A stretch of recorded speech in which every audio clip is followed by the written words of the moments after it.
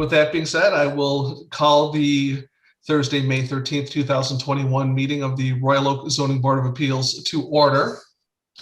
The board does not write the zoning ordinance, but does have the authority to grant relief from it where practical difficulty or unnecessary hardship would result. The board will vote on each agenda item following a public hearing. Use variance requests require a minimum of 6 affirmative votes in order to grant the requested variances. Non-use variance requests require a minimum of 5 affirmative votes in order to grant the variances. If you would like to request that the board table or adjourn your case due to the absence of a full board, please inform the chairperson immediately following the public hearing.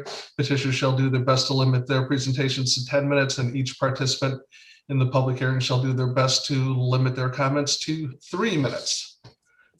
So with that being said, that moves us right along to the minutes for April 8th.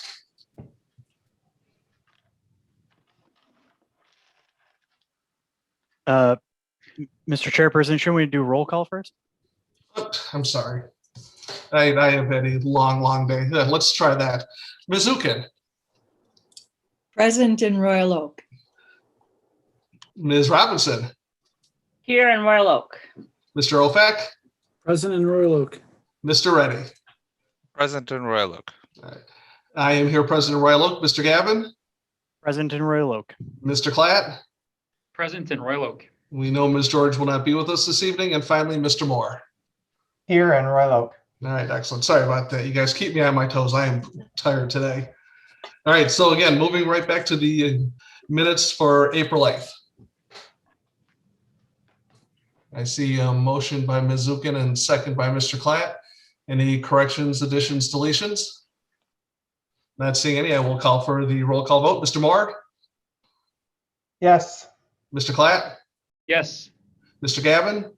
Yes. I vote yes. Yes. Mr. Reddy? Yes. Mr. Ofak? Aye. Ms. Robinson? Yes. Ms. Zukin? Yes. Okay. That moves us along to our first item of unfinished business, which is item D1, case number 210406, public hearing on the appeal of Laurel and Bradley Kruger, petitioner and owner for the following variances. A to waive 608 square feet of the maximum allowable accessory structure ground floor area of 800 square feet. Waive 1.6% of the maximum allowable accessory lot coverage of 10%. Waive 2 feet of the maximum allowable height of 15 feet for accessory structure. And finally, D, to waive the prohibition of a combination of utilities and accessory structure to permit removal of an existing detached garage and construction of a new 1,408 square foot, 17 foot tall detached garage located at 3213 Glenview. Mr. Murphy. At last month's meeting, the board unanimously denied variance request D to waive the combination of utilities, and the board postponed the remainder of the variance request to allow the petitioner to reconsider their design in light of the conversation that occurred. The petitioner has provided a modified drawing. I'll bring that up on the screen.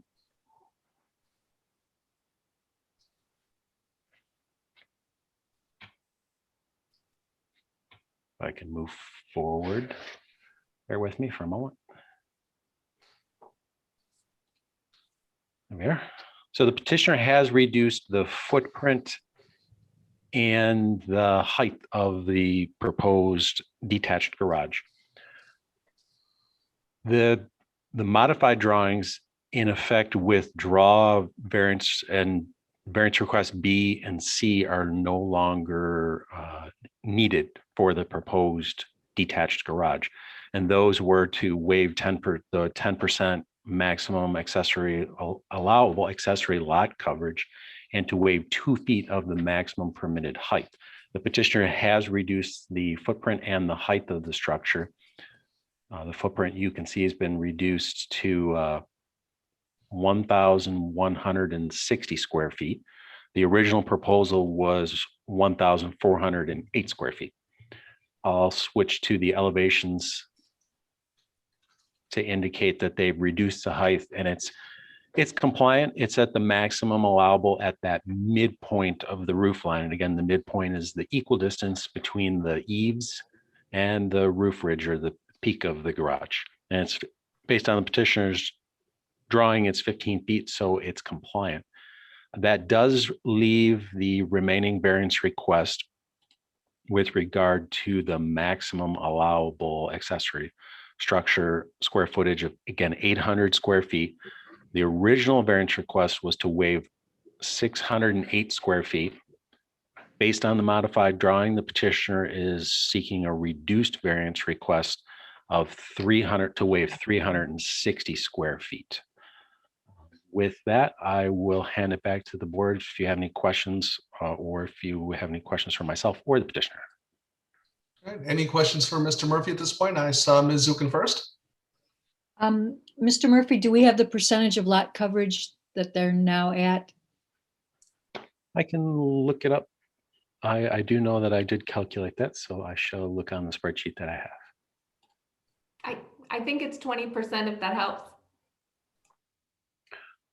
Ms. Zukin, you were referring to specific to the accessory structure, correct? Right. That's 9.6%. I gave you total, I'm sorry. That's okay. That's appropriate. But of that total, the accessory building is 9.6%, so below that 10% maximum allowable. Thank you. I think I saw Mr. Gavin next. Yeah, I was just wondering procedurally, are B and C now considered withdrawn and we don't have to even vote on them or anything like that? And It would be A- appropriate for the petitioner to withdraw them based on their modified drawing. Yes, we consider them withdrawn. Okay. All right, any other questions for Mr. Murphy at this point? All right, and Ms. Kruger, anything that you want to add? Well, first of all, I'd love to, and I want to apologize on behalf of my husband because he really wanted to be here.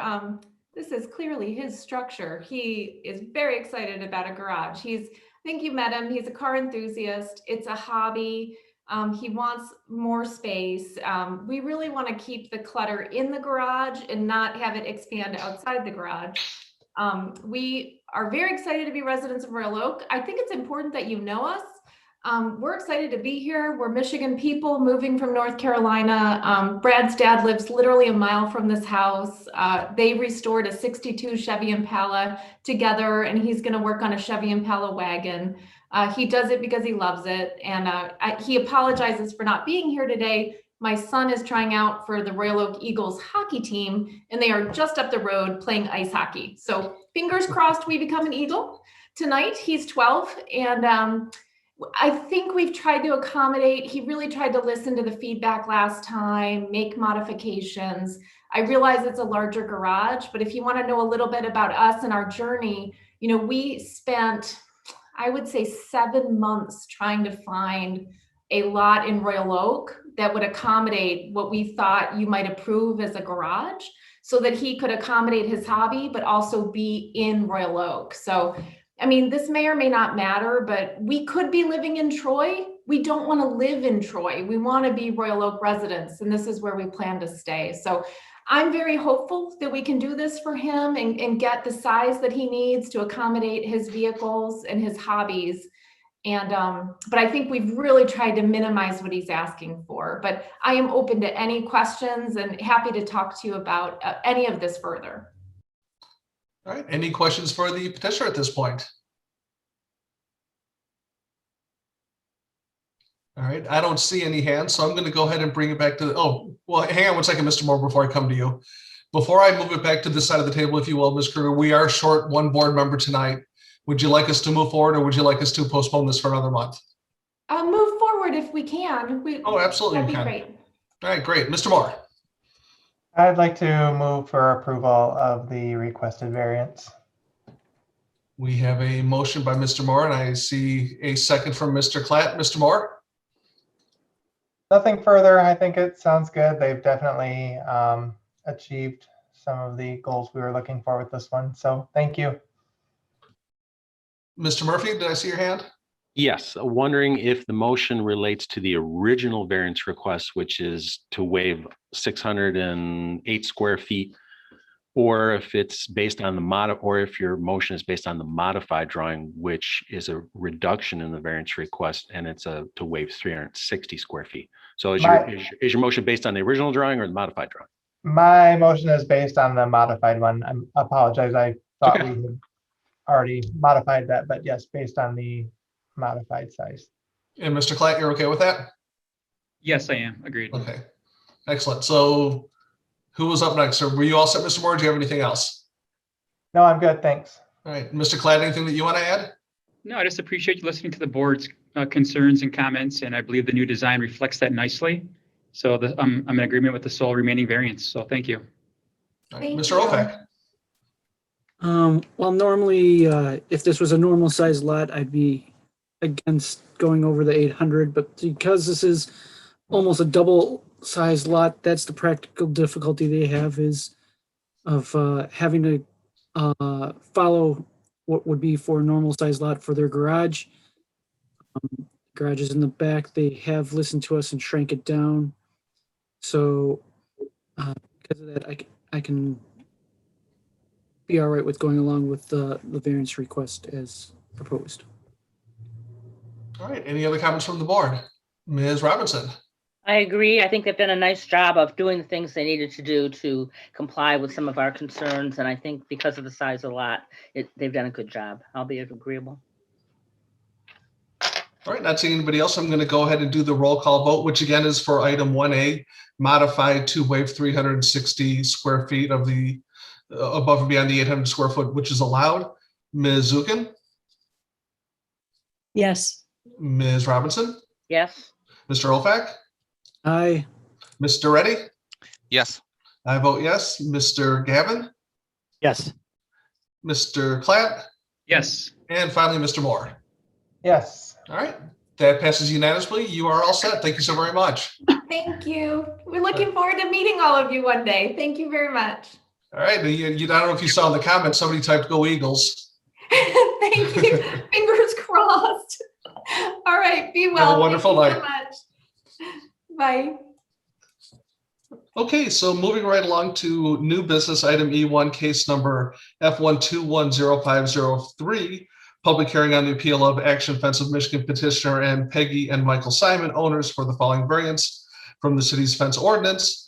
A, to waive 2 feet of the maximum allowable permitted 4-foot fence height within a front yard setback along Baxter Avenue, to allow a 6-foot site obscuring fence within a front yard setback as defined in the zoning ordinance located at 2004 Alicia Lane. Mr. Murphy. I will bring that drawing up on the screen in just a moment.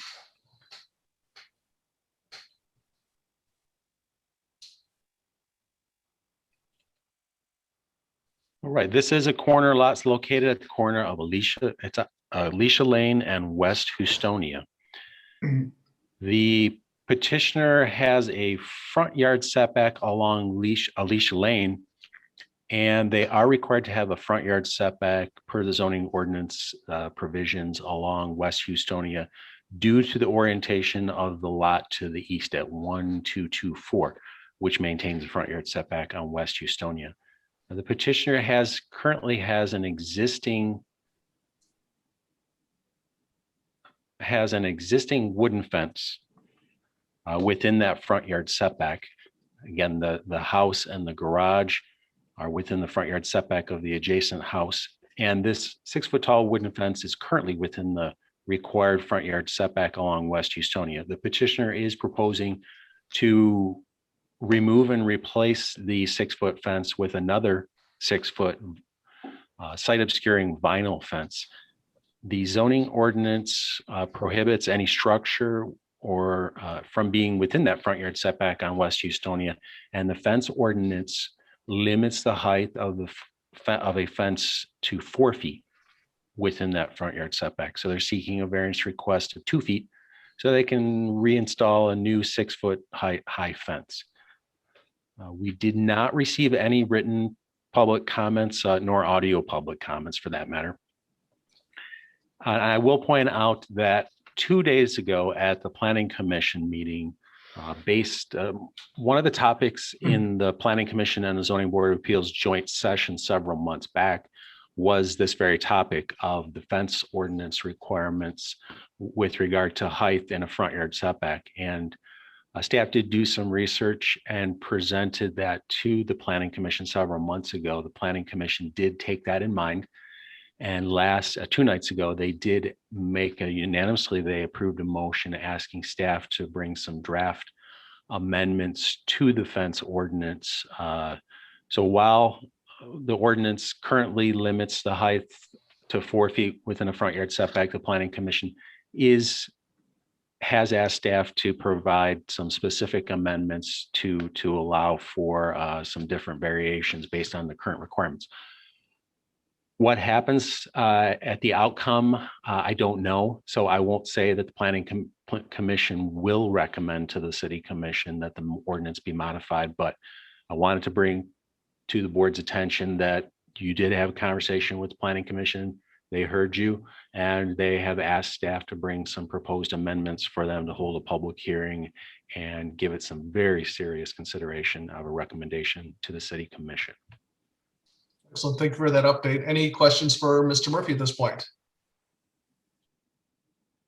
Can you guys hear me? Can you guys hear me? Hang on, Mr. Simon. I will get to you in a moment, sir. Okay, sorry. Thank you. No worries. Mr. Olfak. So just to make sure, Mr. Murphy, we don't have any idea what those amendments might be, nor when they might get instituted, if they get instituted, correct? True. All right. Any other questions for Mr. Murphy? All right. Not seeing any. Mr. Simon, the floor is yours. Okay, well, we just want to replace the fence we have now. It's been there for at least a decade when we moved in. And I mean, we got a little tiny dog. We got I got an 11-year-old son. We like to do a slip and slide in the backyard. And my wife likes to lay out in the summertime. And there'd be absolutely zero privacy if we can't keep that fence. And you see from the pictures, our backyard there's nothing there. It's tiny. And then when I was walking around, I walk my dog every day around the neighborhood, and I got a little list here. There's like 5 or 6 houses I found with the same exact setup that all have 6-foot privacy fences. I guess I just don't understand the big deal of just replacing it. It'll look nicer and new. All right. Anything else, sir? No, that's good. All right. Excellent. All right. Any questions for Mr. Simon at this point? Mr. Gavin. I'm going to steal one from a former board member, Alan. If you get denied tonight, what would you guys do, if anything? I'm just curious. Like, would you try and maintain the fence as is, or because it looks pretty crappy? I'm not gonna lie. Yeah, it's very crappy. Yeah. I mean, we just have to rig it up and roll with it, I guess. Okay. I don't really put much thought into it. I just thought it would get passed for sure. I didn't know it was a big deal to replace a fence. I didn't know. I had no idea. All right. Not seeing any other hands, Mr. Simon. As I mentioned to the previous petitioner, we are down a board member this evening. We can postpone waiting for hopefully a full board next month, or we can move forward. It's completely up to you, sir.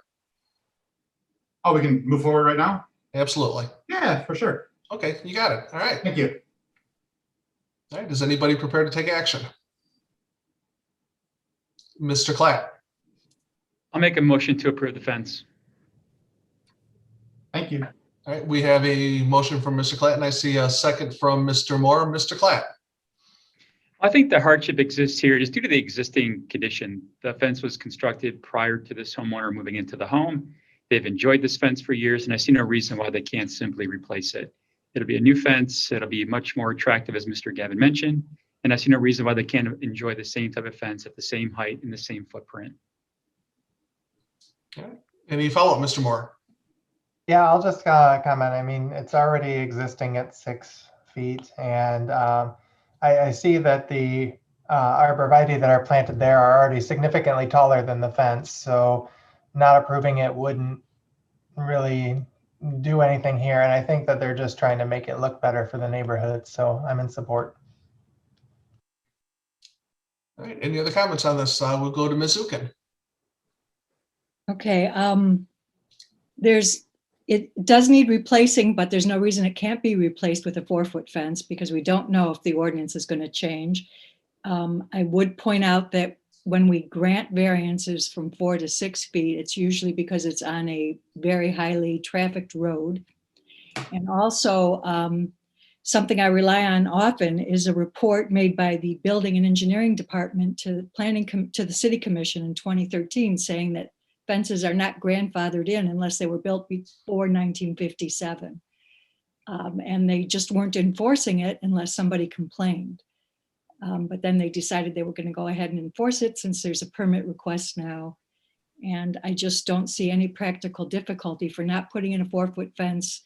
There's privacy there provided by the arborvitae, and I will be voting against it. Did I see your hand, Ms. Robinson?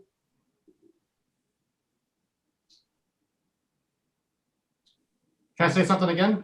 Well, let Ms. Robinson get her comments in. Oh, sorry. Okay, sorry. I'm sorry, my screen went away. I'm driving through there, and I guess I'm feeling like the opposite of being on a busy road because this is so tucked into the subdivision, and there's no backyard to this house. Their entire house is all front yard.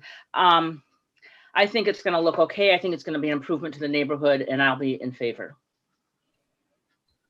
And I think I saw Mr. Gavin, then Mr. Olfak. And normally I'm more in line with Ms. Zukin on these, but with it being an existing fence and those arborvitae look like they've been there for a long time. Even if they have some greenery on one side, I think the other side. Oh, the other side is brown. It's going to be all dead. Yeah, the other side's dead. So in this case, I'm okay with it, I guess, is just because it's a replacement of an existing fence, and I think it would look worse if it got taken down. So I'll be in favor of this one. Mr. Olfak. I'm also aligned with Mr. Gavin in the process of normally, if they didn't have a fence and they came before us, this being a slow street and everything all considered, I would normally be against it. But because they're trying to replace an existing fence that was there before them, yes, who knows about the whole grandfathered thing, but this is their hardship, their practical hardship of having to deal with what was there before and just trying to maintain it and make it look better. So because of that, I will go along with the motion as proposed. All right, any other comments? All right, I will be supporting this motion as well. And I've held no secret about the fact that I'm not sure that this board should be saying, well, we think your street is busy enough, but not quite as busy as this street, and picking winners and losers. I'm encouraged that the Plan Commission is finally taking action on this issue, and hopefully it can be removed from us entirely. So, so we don't have to pick those winners and losers, and we can just have one comprehensive policy that we can rely on across the board. And when petitioners do come in front of us, we can really, put the gauntlet down and say, listen, we need to see some hardships here, which I don't think the city is fully demonstrating. And hopefully these new ordinances will address that matter. So without any other comment, I will go ahead and do the roll call vote, which is to approve the fence as submitted. Mr. Moore? Yes. Mr. Klatt? Yes. Mr. Gavin? Yes. I vote yes. Mr. Reddy? Yes. Mr. Olfak? Aye. Ms. Robinson? Yes. And Ms. Zukin? No. All right. So the motion does still pass 7-1. You are all set, sir.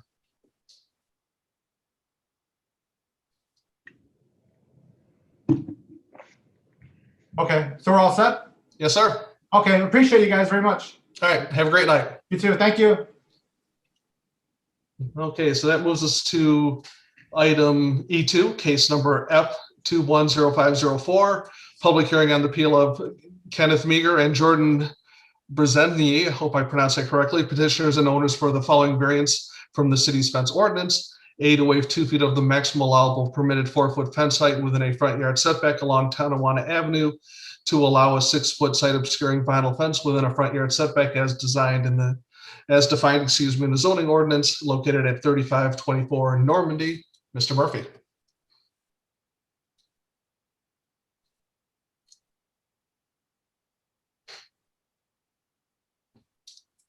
This is another corner lot located at the corner of Normandy and Tonawanda.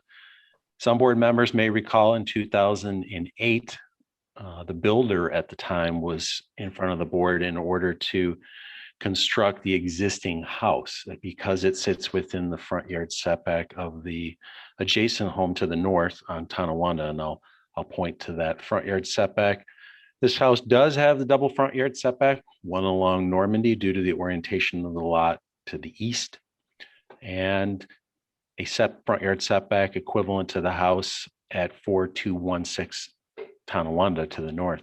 So the existing house is located within that required front yard setback, and the builder at the time received a variance request in order to construct the home.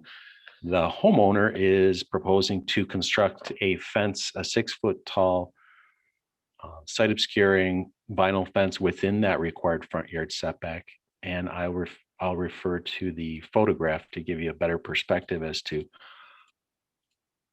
the circumstance that's currently there. This is the view from Normandy looking north on Tonawanda.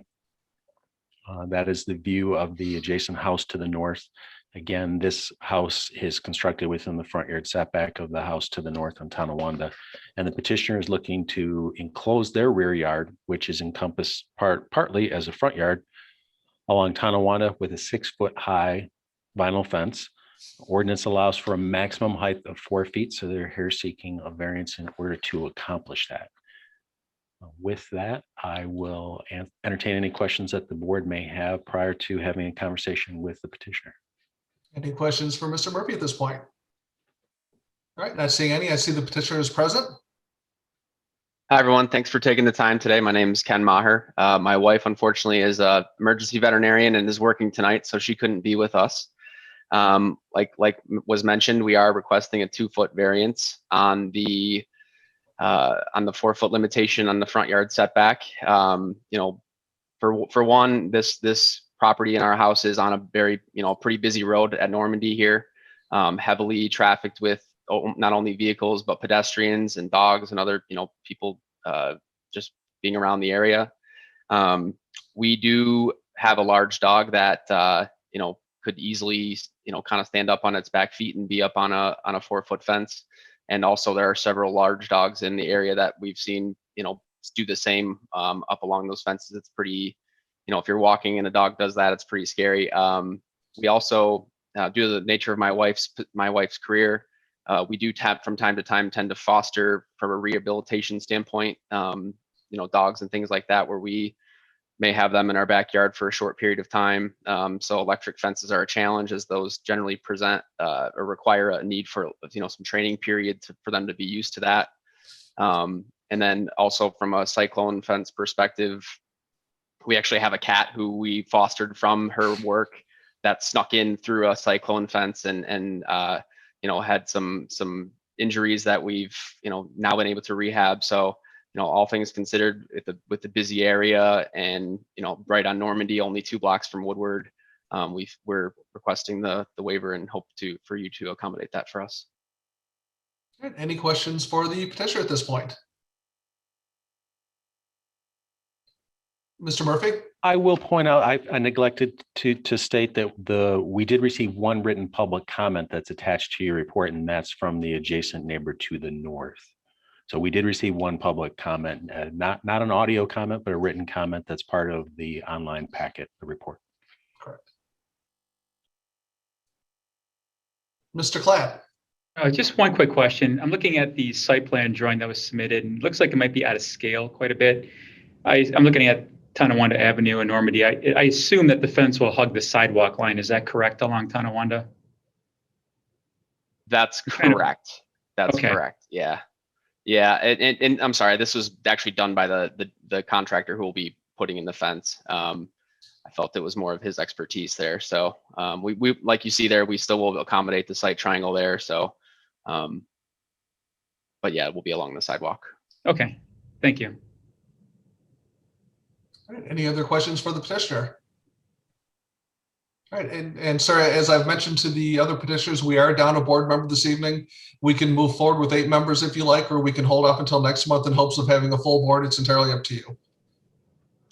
Is the tie meaning that it's a no vote, or what is the tie? You need 5 affirmative votes out of 8. Okay, yeah, that's fine. I mean, move forward, I guess. That's okay. All right, we'll move forward then, and I'll bring it back to this side of the table.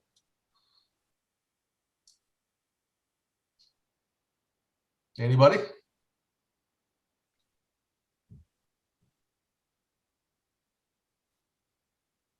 I can't make, oh, okay, I saw Mr. Gavin right before Mr. Ophek. So Mr. Gavin, go ahead, sir. I'm really torn on this one, but I think for the sake of moving things along, I'll make a motion to approve the variance as requested. So we have a motion by Mr. Gavin. Is there a second? All right, that motion. All I'll second for discussion. right. So we do have a second from Mr. Gavin. Yeah, it's one of those things where, you know, it's like a dividing line, like you were mentioning. It's you know, where do we draw the line? Because, like, you know, Normandy is quite a busy street. I know this backyard's not technically on Normandy, but it's right there. You know, that's kind of where my mind is struggling. If the backyard, you know, was lengthwise along Normandy, I would of course have no problem with this. So that's why I'm torn at this moment. You know, I think I am going to vote yes, but this one was presenting some challenges to me. So that's really what it is. You know. Okay, thank you. I think I saw Mr. Ophek next. Mr. Clack can speak if he wants to, since he seconded it first. Hey, yes, Mr. Clack, go ahead.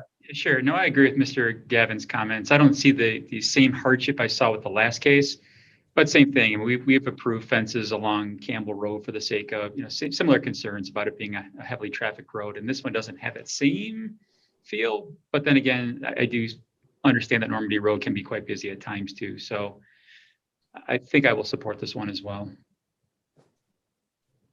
No, Mr. Ophek, yes, sir.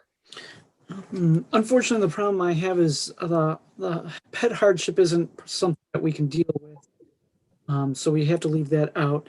And the neighbor to the north, which this would affect, having an objection to this. So because of that, I'm having a hard time supporting this, because they could put up a 6-foot-high cyclone fence to prevent the dogs to get out. However, yes, would it be as pretty to look at? No. Would it give it as much privacy? No, but you could plant shrubbery to give you some more privacy. Yes, that costs more money, but this isn't dealing with financial hardships. It's dealing with hardships related to the ordinance. So because of that, and because it's on the Tonawanda side and not the Normandy side, I can't support this. All right, any other comments? All right. Oh, Ms. Robinson. I too am having a hard time with this one, and I feel bad because we just passed one that was kind of in a similar situation, but that house prior had no backyard, where this has a pretty big backyard. I kind of feel like if that fence wasn't right on the sidewalk line, like if it was straight north off the house, giving a little bit more city part of that would make me feel a little bit better about it.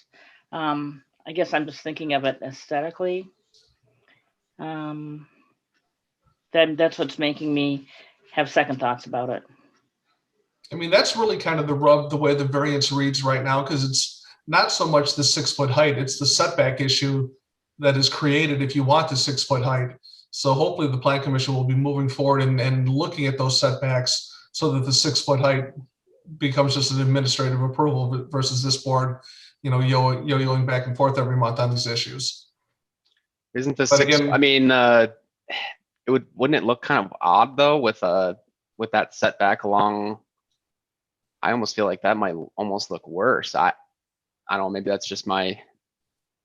If you had imagine if the fence were all, you know, set off to where that tree is. If you look at the photo, actually might look kind of strange, but. And that's largely what we deal with so often when it comes to the fences, and you know that's why you can see where, you know, you got to board this, you know, sort of back and forth on it, because there is no perfect answer the way it currently sits. Any other comments, Ms. Zukin? Again, I don't see our position as one to change the ordinance, and it applies to corner lots specifically. And this is a new fence, although I don't think the fact that there's an existing fence makes any difference.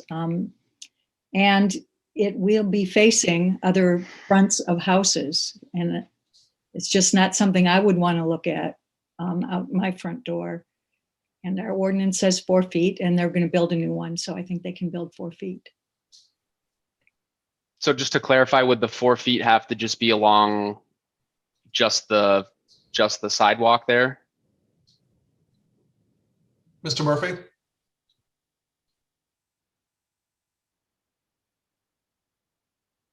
I'm going to bring that image up on the screen. Thank you.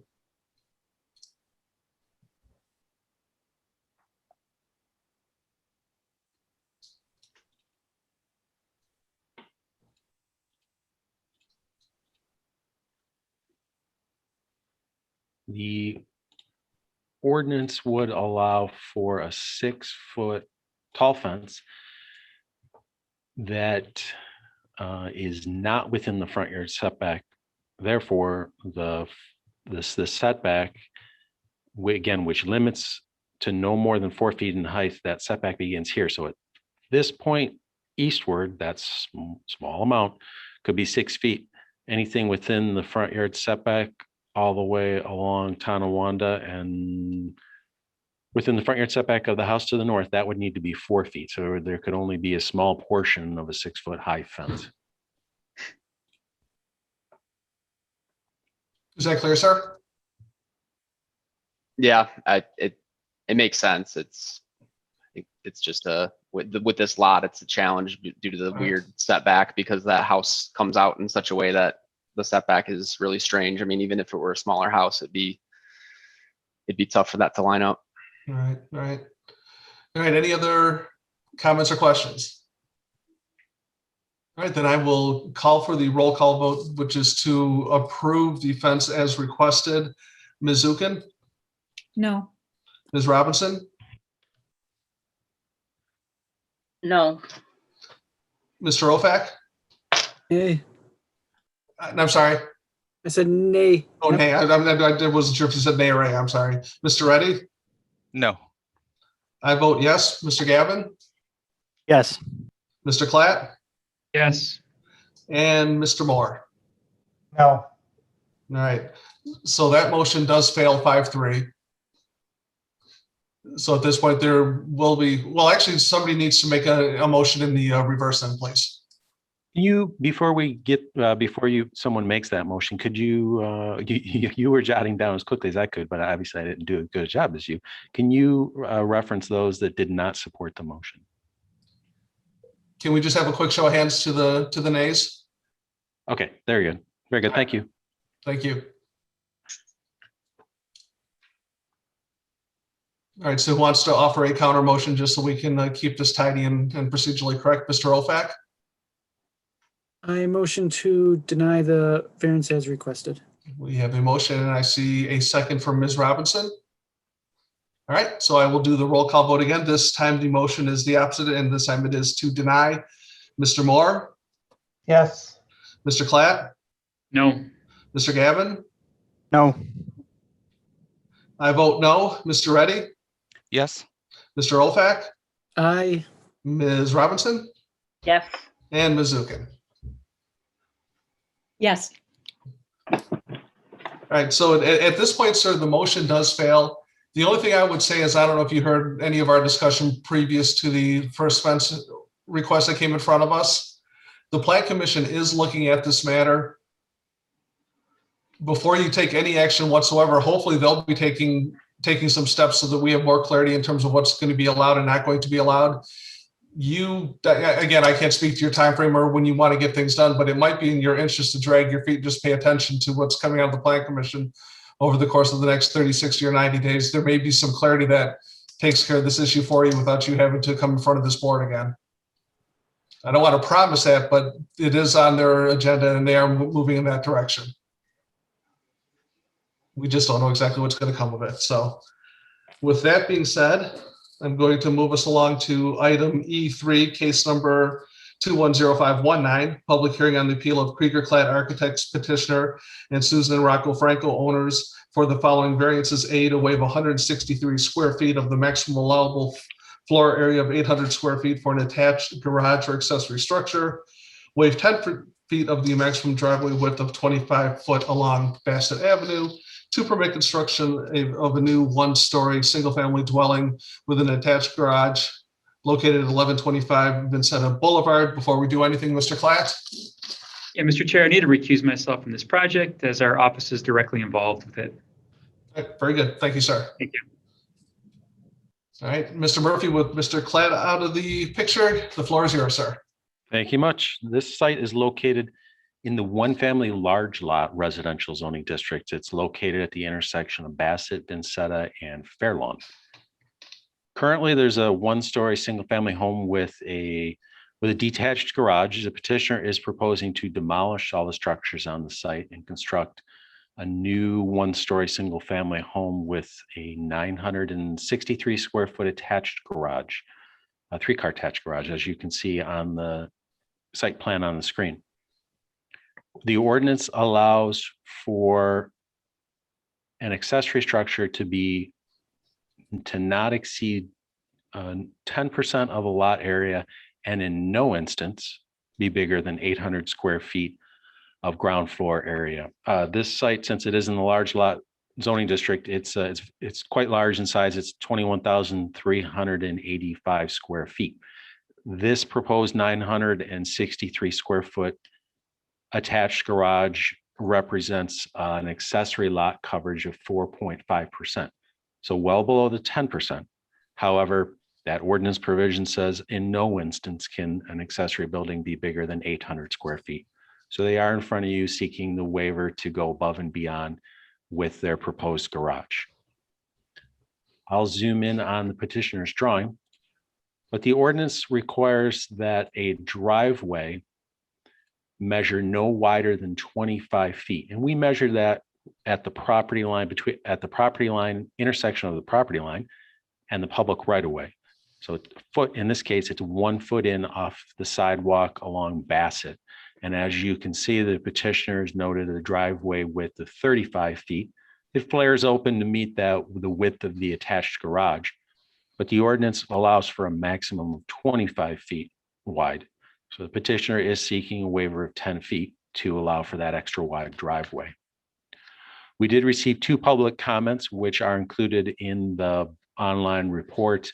And as stated at the beginning of the meeting, there are no public audio comments for the board's consideration tonight. I will say that the petitioner, more recently, they did provide some renderings, some more detailed drawings of the proposal, and I think those may be helpful to review. The petitioner can illustrate those in after the board has questions. I know that they have an interest in providing you with a presentation, so we'll need to provide them with the ability to share their screen.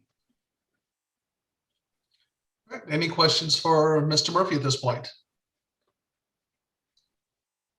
All right, not seeing any. I see the petitioners are present. Who wants to go first? Mr. Krieger. Yep. Good evening. My name is Jason Krieger with Krieger Klett Architects, 2120 East 11 Mile. And I'm here tonight representing the Franco residents, or Rocco Franco and his wife. And so we do have a brief presentation. If I could share my screen, I'd like to walk everybody through it, and then we'll be available for questions. Is that okay? Yes, sir. All right. You're all set now, Mr. Krieger. We're going to see. Let me make sure I can do this. See, I'm going to share it on this. Sorry, guys, just give me 1 second. I'm used to Teams. Let me share this screen here. So, okay, can everybody see the screen? Yes. Perfect. Okay, I'm going to be a little rude and look to my right so I can follow the screen. But so, okay, so to start off with, we have 2 requests, right? One is a larger garage. The other one is a larger width driveway. And the larger garage it's really a function of the size of the site and the neighborhood that it's in. This is an extremely large lot. And when you look at the overall lot coverage, once we apply our proposed garage along with everything else square footage wise into it, we're at 23.9%, which is below the maximum lot coverage of a normal lot in Royal Oak. The other thing we want to point out is that with the accessory structures, we get that there's a cap of 800 square feet. However, if you look at the 10% rule, okay, which actually is a little bit more fair, we do feel that there is a burden to the owner based on a strict interpretation of the ordinance.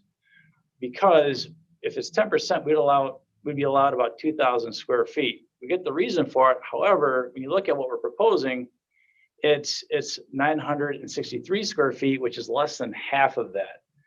Graphically, when you look at the size of the garage on this lot, it's dwarfed. It's a very, very large lot.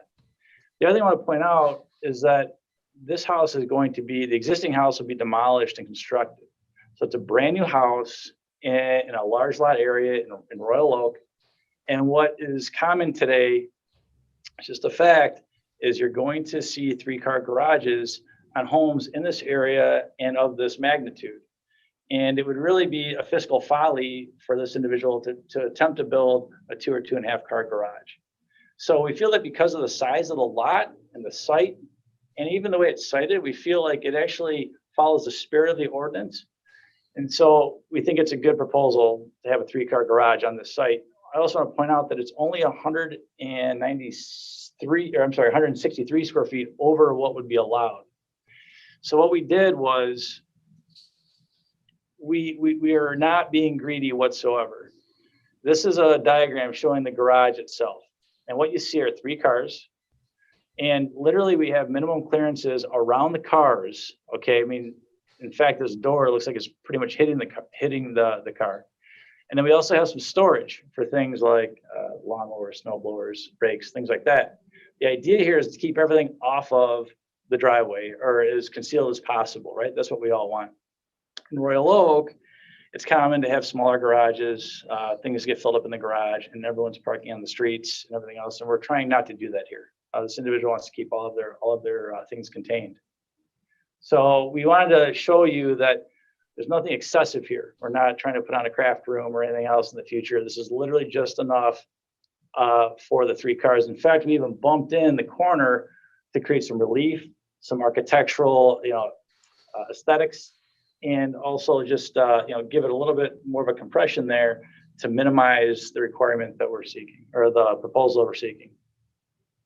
The next slide here, what this shows is the lot itself, and we're starting to get into the driveway width. Okay, we understand the 25-foot rule, and we follow it all the time. This is definitely a unique case, and here's why. Number one, this neighbor here to the west, their property line, this looks like a pizza slice, cuts into Mr. Franco's property. So what it's starting to do is limit where a driveway can go, A. So what that starts to do is push our driveway to the east. The other thing that happens when you look at the site plan, where it's positioned, we're pushing the building to the west. And the reason why, which is not really depicted very well here, and I didn't provide any existing photos, but there are a lot of mature trees on the site. We want to preserve those. I mean, these things are beautiful. So we're being very careful about drip lines, not cutting up roots, and positioning the home in a way that will not damage those. So what you also see here is that this lot is on an angle. So it becomes, depending on how you look at it, either acute or obtuse, right? But what happens is it starts to cut the actual driveway that goes out perpendicular from the house along Bassett. And what it does is it brings that property line back in and it shrinks up the driveway. Okay, these are all functions of the existing site, and these are items that we're considering our hardship. This right here is a depiction of if we had our 3-car garage. Let's assume the 3-car garage was accepted. And by the way, to go down to meet the ordinance, we'd only have to shave about 6 feet off of the width. So it wouldn't be much different than what you're looking at right now. This is a 25-foot wide drive, parallel to Bassett, but perpendicular, it's only 23.2. So we're being penalized, okay? And what you want to make sure is that you can get the cars up off the street and onto the actual driveway. And what you can see here is that we would be allowed by ordinance to come back in and kind of flare it out. And we could technically do something like this, but this would be, in our opinion, a misstep in design, because this would probably die. It would just be a little strip of grass. You could probably get a vehicle in there, but the turning radius, it really doesn't work. So when we were looking at this, our intention was to design a 25-foot wide drive. And we actually started looking at it functionally. We said, well, you know what, this really isn't making sense. You want to keep this straight so you can get a car, straight in or out. Same thing here. If you double flared it, it would be even worse.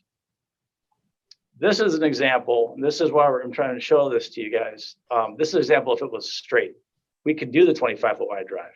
You could pull in, you have more depth. We're being penalized because of this angle. Finally, this right here is our proposal. It's 35 feet. We can pull a car in. You can get all the vehicles off the street. The one thing that the homeowner doesn't want to do, the other thing that we don't want to do is have vehicles parking on the street. We want to get them off the street as much as possible. Vehicles on the street could be potentially dangerous. It doesn't look good. So we're trying to keep everything off of the street. Finally, we have some examples, and I know that it's a case-by-case basis with the zoning board, but there are examples of other I live in this neighborhood. There are a ton of 3-car garages. And I got to tell you, you see these 4 cars, that's common. You have a lot of older families, meaning their kids are all driving age. Like my neighbor literally has 5 vehicles. So they're always out in the street. So you see a lot of this around the neighborhood where you have wider drives, you drive straight in, and these cars aren't on the street causing potential issues, but rather they're up on the driveway. Some more examples. This is right on the corner of Fairlawn and Vincetta. These folks, obviously this is very shallow, so they had to come straight in. Same thing, they had an issue with their lot. This is right on Greenleaf. This was 30 feet. And there's a little bit of a flare here. This was back about 50 feet. So it was a little bit more convenient for them. We are only back about, when I was 22'3" on the angle. So I would say maybe it's a little more, maybe 24, 25. So it's almost double what we have right here.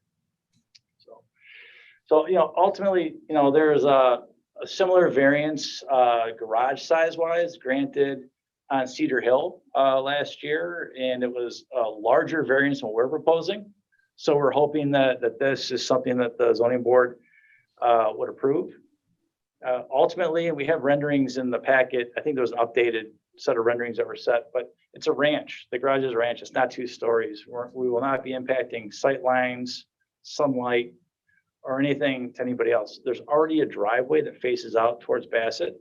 We're literally slatting it over. So, in our opinion, we think that this is an easy approval because of the things that we stated. We will not be negatively impacting any neighbors, and there's plenty of site for the homeowner to put plantings and screening from the backyard and everything else. That's what we have. I'm available for questions. All right, excellent. Thank you, sir. Yep. Let's get our screen back here. Stop sharing. All right. Any questions for Mr. Krieger at this point? Mr. Olfak. First off, excellent presentation and trying to present the ideas as to why you chose what you did and how it went about. I don't have a problem with the size of the garage. The only question I have is you said you didn't want to do the double flare. Knowing that the garage door doesn't start immediately at the garage wall, so you could have theoretically had the driveway start another foot or 2 closer and then shrink that 35 feet just a little bit. Why don't you want to do the double flare? Ergonomics. That's really it. And we looked around at we did look at that, Mr. Olfak. We actually did. We drove around, we looked at aerials, and 95% of the time, I'm kind of making that up, but almost everything we looked at, it was a straight run, and then you had the flare. The flare is usually saved for maybe it's sports, it's kind of like somebody's like a little sports car or whatever, but you need that straight run for people to stack their vehicles properly, to get off the street and also just back out safely. I mean, backing out at an angle can be tricky, and that's really it. That's the bottom line. We were looking at ergonomics. We were looking at, in our opinion, good design, and we thought that that met it. Thank you. Any other questions for the petitioner at this point?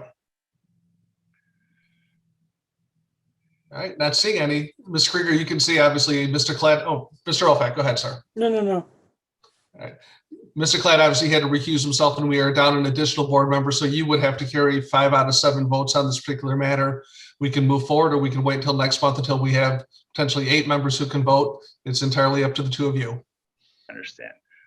We're gonna because the owner wants us to keep moving. He wants to build this house. We really have to keep going, so we're gonna go tonight. Right, very good. Just wanted to give you your option. Okay, thank you. Yes, Mr. Opak. I'd like to make a motion to grant the variances as requested. We have a motion by Mr. Opak, and I see a second by Mr. Gavin. Mr. Opak. Part of the practical difficulties and hardships they have is they have an oversized lot, and they're being kept to the same standards for normal garages. And as they presented, they're just going over a minor percentage over the 800 square foot requirement from the ordinance.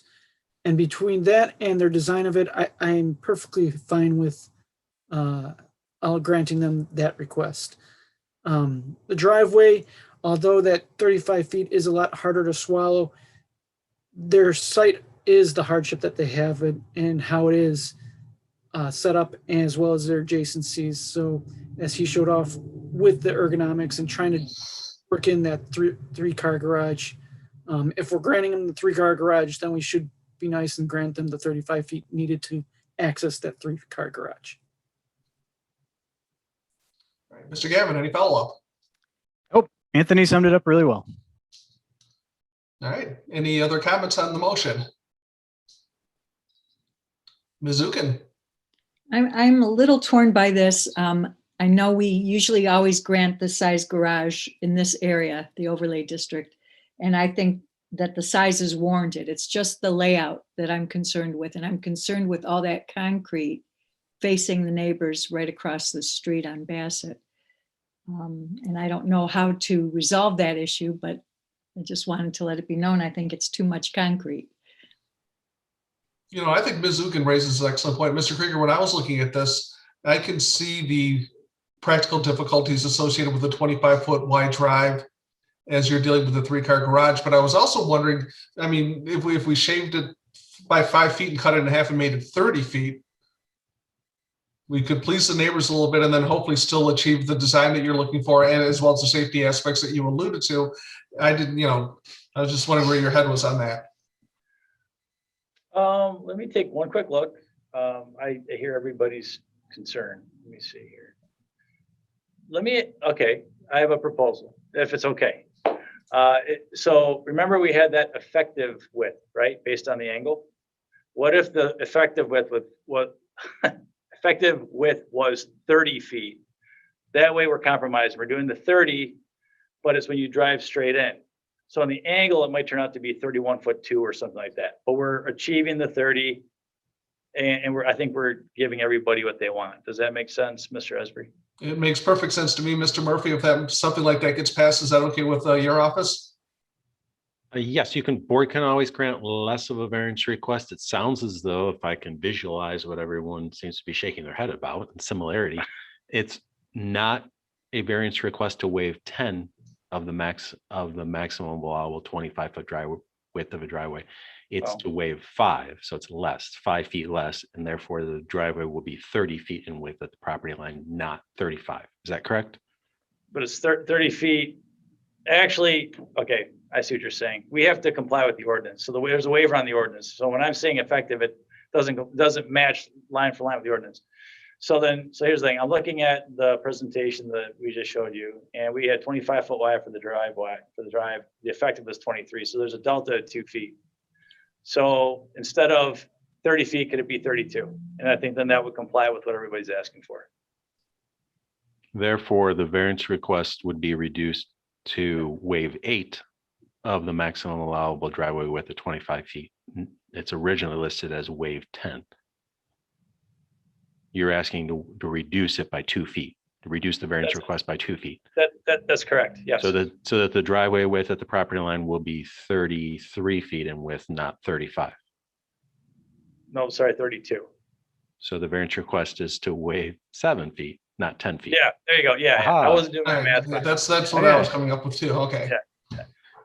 I would suggest then that the original maker of the motion, Mr. Ofak, if you're interested in the I propose modifying to your, amend the motion as suggested by the petitioner to waive only 7 feet of the requested 10 to grant that allowance. All right, so we have a modified motion as is the, and Ms. Yep. Gavin, you're good with that? I concur with that. I'll All right, maintain my excellent. second. All right, any other additional comments based on our latest updated information?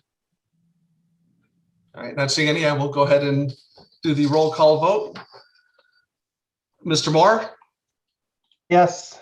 Mr. Klatt, oh, no, Mr. Gavin, Yes. I vote yes. Mr. Reddy, Yes. Mr. Ofac, Aye. Ms. Robinson, Yes. and Ms. Zukin.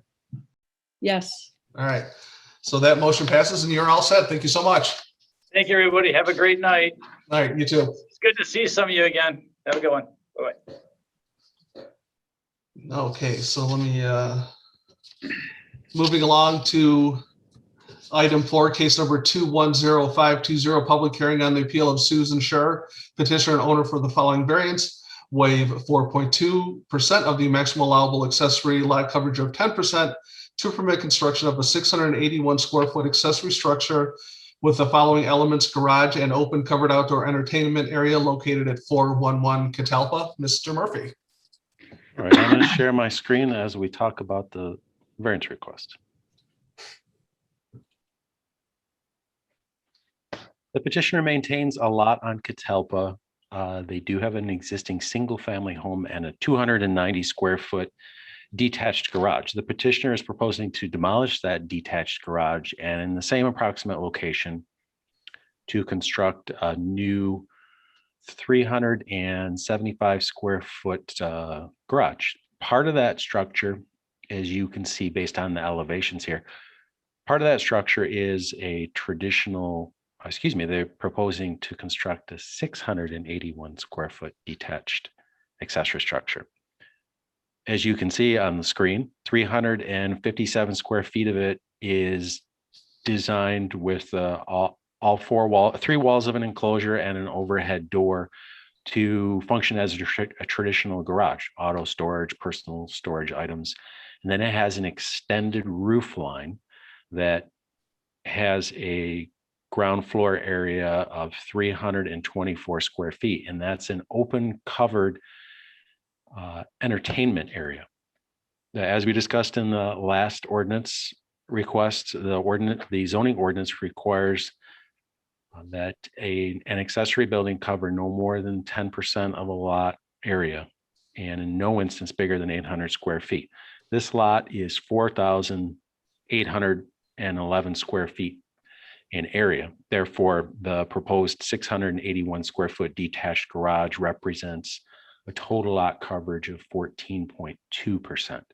So the petitioner is seeking a variance of 4.2% from that maximum 10% allowable. It should be noted that the petitioner's proposed detached accessory building and the existing house and covered porch, all of the structures are under the maximum total lot coverage. They're simply seeking a variance request from the amount of square footage that an accessory structure can be. We did not receive any audio or written public comment with regard to this variance request. Let me start with Ms. Zukin. Mr. Murphy, if we approve this request, is the property owner prohibited from putting walls up on that open space? They're not prohibited, no. We wouldn't. Perhaps the petitioner can speak to any type of long-term interest in doing so, but no, we wouldn't. They would not be prohibited from doing that since we're looking at the total square footage, whether it's enclosed or not.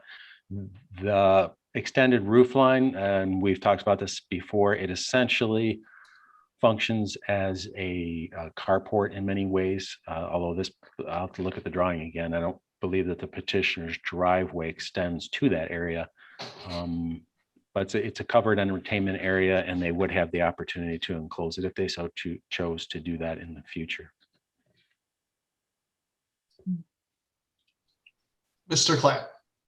Just kind of to piggyback on that comment about enclosing it, I think the positive is that it's generally too small from a depth standpoint to make it functional for vehicle storage. So if they were to enclose it, it would just be storage. It's only, what is that, maybe 18 feet to the out. So by the time you factor in wall thicknesses, it'd be very difficult to fit anything in there besides a small sports car within that space. So just want to throw that out there.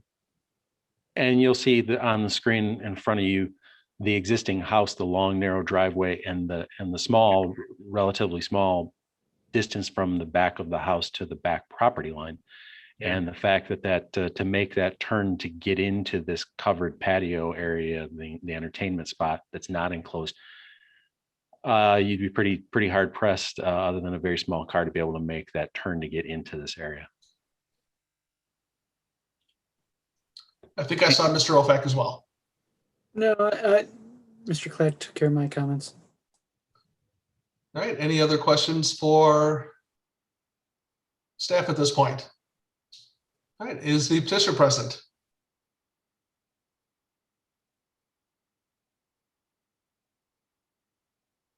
I think they're muted.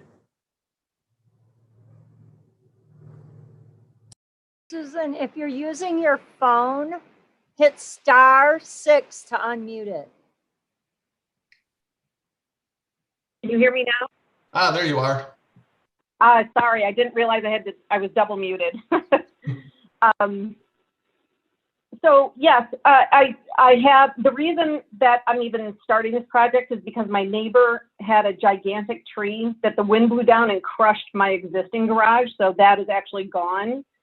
So when I went to look to rebuilding the garage, I just wanted to add a covered patio onto that, because it's just been, I have such a small lot that it's just the area that I have back there for being outside for entertainment, and it's at the very back of everybody's yard. So it's the 4 yards that kind of come together back there. It's in the very, very back. So it's not really, in right near anybody else's house. Okay. Anything else that you want to add about your plan? Really, it's just that again, the house is, older. So I've got the house is over 100 years old. So I've just got a smaller lot to work with, and really just looking for that variance on the 4%, just so I can add the covered patio. Excellent. Any questions for the petitioner at this point? All right, not seeing any. Like our previous petitioners, we are down a board member this evening, so you do need to carry 5 out of 8 votes for this to pass. We can wait until next month for a full board, hopefully, or we can move forward this evening. It's up to you. No, that'd be fine. Go ahead and go forward. All right, will do. Thank you very much. All right, Thank so you. we're on this side of the table then. Ms. Zukin. I will move to approve the variances requested on case 210520. We have a motion, and I see a second by Mr. Clatt. Ms. Zukin. Other than what's been said by the petitioner, I would just add also that this house is on Catalpa, and even though porches are wonderful in our area, it's a little busy there, and it would be nice to have that backyard entertainment. And since it's open and all the neighbors, it's right in the back, I don't see it causing any harm. Mr. Clatt, any follow-up? That's a great observation, Ms. Zukin. One thing I can add is, although it has a good footprint to it, and it's pretty sizable, it doesn't carry that same bulk or weight because it's generally open air. I mean, it does have a roof structure, but it's primarily open air. It can be seen through. And, I know we're not here to critique design, but I commend the applicant. I think it's a very tasteful, it's low in stature, and they did a nice job matching the details of the home. So I think it'd be a good addition to the backyard. So I commend you on that. So I'll be in support. Thank you. All right. Any other comments? Mr. Moore. I just want to say that I think the design looks good. And if I'm looking at it closely enough, it looks like it might even have a fireplace, and it looks like a very cool spot to hang out. And I hope you enjoy it. Thank you very much. All right, not seeing any other comments, I will go ahead and start the roll call vote, which is to approve. Ms. Zukin, Yes. Ms. Robinson, Yes. Mr. Reddy, Yes. Mr. Ofac. Aye. I vote yes. Mr. Klatt, Yes. Mr. Gavin, Yes. and finally, Mr. Moore. Yes. All right, that motion passes and you are all set. Thank you so much. Thank you. Okay, so moving right along, we are at case or item number 5, case number 210521, public hearing on the appeal of Christine and Justin Reeves, petitioners and owners for the following variances. A, waive 64 square feet of the maximum allowable accessory structure ground floor area of 800 square feet, waive 8.3 of the maximum allowable height of 15 feet for an accessory structure, and C, to waive the prohibition on a combination of utilities of an accessory structure to permit construction of a new 864 square foot, 23.3 foot tall detached garage accessory structure located at 3408 Durham. Mr. Murphy. This property contains as you can see on the screen in front of you, contains a 2-story single-family home with a 418 square foot detached garage. The petitioner is proposing to demolish that garage and in the same proximate location, construct a new 864 square foot garage. 800 square feet is the maximum. They're seeking a variance to go above and beyond that by 64 square feet. I'll refer to their elevation for the next variance request. Oh, wrong button.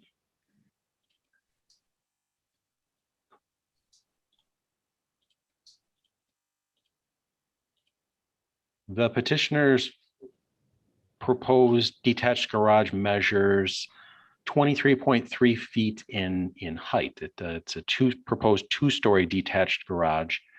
And again, we measure the height at the midpoint between the eave and the peak. And at that midpoint, the proposed 2-story garage measures 23.3 feet in height.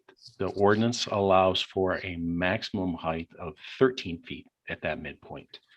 So the petitioner is seeking a large variance of 8.3 feet from the maximum allowable height.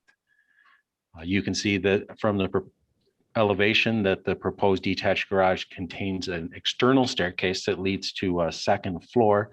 And the petitioner has indicated on their floor plans the proposed use of the ground floor is auto storage and personal storage. On the second floor is an open area of 36 feet wide by 24 feet wide. And it's an open area that they have identified for their own personal hobby of quilting and sewing. This particular structure would contain, according to the petitioner, would contain the following utilities: electricity and natural gas. And as we've talked about with several recent variance requests, the zoning ordinance prohibits an accessory structure from containing a combination of utilities that make it easily convertible to living space. And this structure at its height and the fact that it's a second floor, full second story, is accessed via an external staircase. The petitioner is seeking a variance to waive that prohibition of a combination of utilities so that they may have electricity and natural gas that'll serve not only the ground floor, but the second floor as well. We did receive one written public comment, and again, no audio public comments with regard to this variance request. All right, well, I have a question for you, Mr. Murphy. The numerous times over the years that cases have come in front of us where people want to have multiple utilities, it has always included water as one of them. This is the first one that at least I can recall where the mix of utilities that they are looking for is electrical and natural gas. So my question would be, and I actually did go back and look at the ordinance, and the ordinance does specifically state in pretty specific language to prevent the accessory dwelling from being livable. And my argument would be there really is no accessory dwelling that's livable if you don't have a shower or a sink or a toilet or all those things. So I'm sort of, I find myself like in a bit of a conflicted area in terms of with just electrical and natural gas, it really can't become livable, by a standard that we would accept. We did consider that. We did. There is the latitude left in the ordinance to staff to make that determination. Livable doesn't necessarily mean a separate dwelling unit where someone would have their own facilities, water and sewer for a bathroom or shower or kitchen sink. It could easily mean, as many people are working from home now, to have a space in an accessory structure where someone may work for part of the day, a separate space that they simply use for an office, and they don't need a restroom. They simply walk over to their house and use the restroom. But we would regard that as getting close to living space. And so that's why we did include this. And this particular structure, at its height, it has a full second story that size, again, 36 by 24. It's accessed via second story exterior staircase. So we felt that it would be appropriate for this particular design to seek a variance request, this particular variance request. Thank you for that clarification. Mr. Olfak. Sorry, I got to unmute myself. I know haven't seen every structure in Royal Oak, but I don't recall ever seeing any carriage houses or second story garages in Royal Oak. Is there any, Mr. Murphy? Yes, I can think of one quickly and easily off the top of my head on Hendry. Okay, thank you. I'll have to drive by that to see what it looks like one day. And there's one in Washington just south of Catalpa. They're all over the place. Mr. Moore. Thanks. I just wanted to mention that this does seem very close to what the one on Vincetta that we heard maybe 2-3 months ago, where they wanted to have a second story space. But I think you make a good point there. That one did have water. So I'm interested to hear what some of the rest of the board has to think about this. Well, my question really, I didn't refer to the building height, the massing or any of that. It was really just that particular combination of utilities with those other side issues not even really being taken into consideration at this point. And that's a conversation that the general topic that the Zoning Board of Appeals and the Planning Commission had at your joint meeting was with regard to garages and having accessory dwelling units or something that resembles some type of living space. And Planning Commission has talked about that several times since your joint meeting. They talked about it again 2 days ago, and they decided that that particular topic would be best suited to be postponed further until a master plan discussion. They elected not to have staff proceed forward with any recommended modifications to the ordinance. So they felt that pretty strong that the ordinance as it's currently written shouldn't be modified until the voices of the public are included in comments of the master plan. Correct. All right. Any other questions for Mr. Murphy at this point? All right, I see the petitioners are present. The floor is yours. Please tell us about your plan. Hi, my name is Christine Reyes, and this is my husband, Justin. And yeah, we need some parking. The garage is not in good shape as it is. It is pretty much a tear down, regardless of, what's approved to go there. But this house is pushing 100 years old, and the basement has a very low ceiling and a very uneven floor.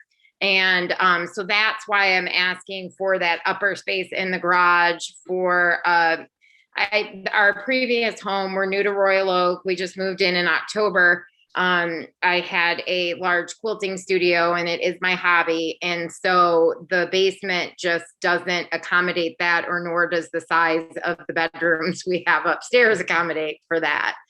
So like I said, the one part of the garage with the bigger door is for a camper van, and then our vehicles. I do not like to have stuff out in the driveway. I like it all contained in the driveway. Like I said, I know it was reported that there was one email or message sent. We have talked to our neighbor, the neighbors to the one side of us. They thought it would be value added to the neighborhood and the house. This house actually sat empty for 2 years before we bought it.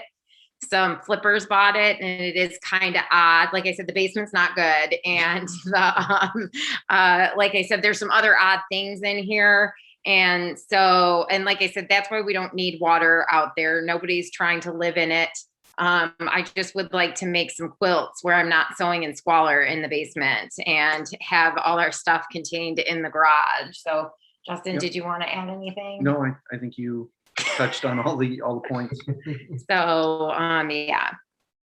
All right, are there any questions for the petitioner at this point? All right, I don't see any hands. So as I've mentioned to the previous petitioners, we are down a board member this evening.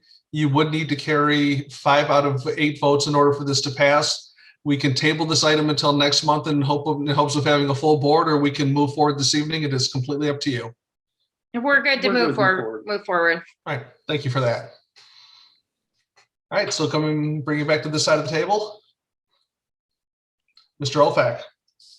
Well, I'm not sure about the 2-story aspect, but I think at least I'm all right with the 64-foot. That's minor on this. So I'm gonna motion to grant variance A as requested. We can look at the other ones beyond that. Mr. Murphy, are you okay with this one being chopped up into multiple motions? I think he's away. No, he must have to step away. So we'll just move forward. If he has an issue, he can tell us later. All right. So Mr. Ofak and then Mr. Klatt is second. Mr. Ofak. As explained, even they have a small lot, and normally I would be against the going over, but it's just a minor, small percentage of what they're asking for over the 800 that I'm willing to go along with that. Because in all reality, if they don't get the second floor, they won't have the stairs, which takes up a good chunk of that square footage. So I think they would be down to about 800 feet after that. So because of that, I'm all right with granting variance A. Mr. Klatt, any follow-up? Yeah, I agree. I mean, I can get behind the area, the overall square footage. I agree with that. And I also see the need for the second story. I can get behind some of that. But what I struggle with is just the sheer height of this structure. I made a comment about the previous case, which was 411 Catalpa, about accessory structures that don't dominate the yard or not tall. This appears to be taller than the house. It doesn't really reflect. Mr. Klatt, let's hold off on the height discussion and tackle 5A first, and then we can move on to item B when we get to that point. But it's not taller than the house. Well, let me just rein into 5A, and then we'll move forward to the other issue. So is there any other additional discussion on strictly 5A?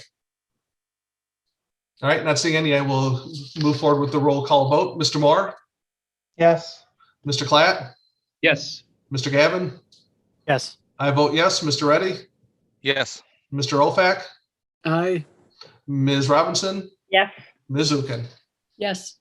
Mr. Murphy, since you were away for a moment, we did make a motion to approve 5A only at this point, waiving 64 square feet of the maximum allowable accessory structure ground floor area. And now we are going to move along to discussion on the other 2. Could you inform me as to who made the motion, who supported? I'm sorry, I went off to the restroom. No worries. Mr. Ofak and Mr. Klatt. Thank you. And it did pass unanimously. Yes. And that takes us back to Mr. Ofak. I did have a question for Mr. Murphy, but since he was away, I wasn't able to ask him. Mr. Murphy, if we did grant the second story with the utility as requested, would there be, how would we prevent them from in the future basically bringing water out there without us knowing and turning it into a living space? Or I know they probably would have to pull a permit, or would that be something that would then come in front of you guys, or no, because the city would think everything would be all right and therefore that water could get pulled and no one would know? No, if their plumbing contractor pulled the permit to install a water line, there are flags in the building department software system that require to go to an accessory structure that would say, we need to check within the planning division to make sure there's no objection to that or ordinance provision. So that there are some checkpoints put in place prior to just issuing the plumbing permit. Okay, thank you for that.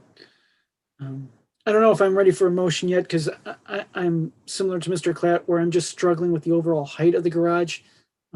There's not many other garages in that area that are tall, let alone that tall. So I'm having that problem of it just dominating the backyards of the adjacent neighbors. And like I stated before, the ordinance doesn't set up for practical difficulties related to hobbies or stuff or too many cars or whatnot like that.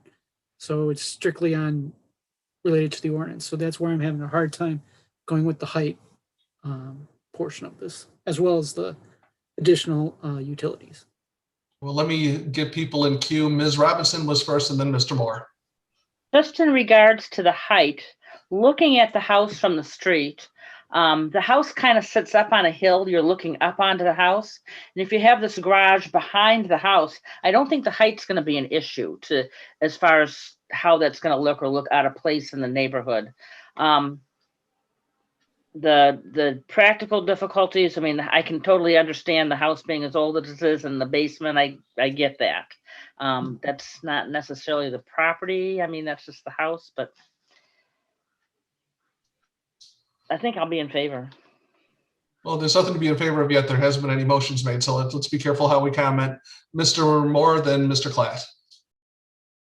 Yeah, from what I hear, I mean, some members of the board support the second story, but are concerned about the height. And if we don't grant a height variance, I mean, is that second floor even usable then, or is it essentially an attic that you would just have to crawl around in, which I think we need to probably consider too. I mean, I understand she wants to use it in place of having a usable basement because she does have a hobby that she wants to enjoy. So, I mean, that's just where I'm at with my comments on that. Essentially, it just makes it a crawling attic, it seems. Mr. Klatt. Oh, I was just going to say that from the street, I understand maybe from the street, but you also have to be concerned about the neighbors to the left and right, and also the rear yard. And again, it's not even so much the height, it's just the style. And I know we're not here to critique design again, but when I look at the house from the street, this is more of a bungalow style where you're integrating structure within the roof line. Then you utilize dormers to gain the roof height. So I think a similar tech could be taken here with this structure. Maybe you get the height, but it's just the way it's designed. It just appears bulky and heavy, in my opinion. So that's my only thought. All right, well, before we speak too aggressively for or against anything, we probably should get a motion on the table. Then we can hash this out a little more thoroughly. Mr. Moore. Yeah, I make a motion to approve B. So we have a motion to approve item B and 5B. C. Yeah, B and C both. All right, so we have a motion to approve items B and C. Is there a second? I see a second from Ms. Robinson. Mr. Moore, any follow-up comments?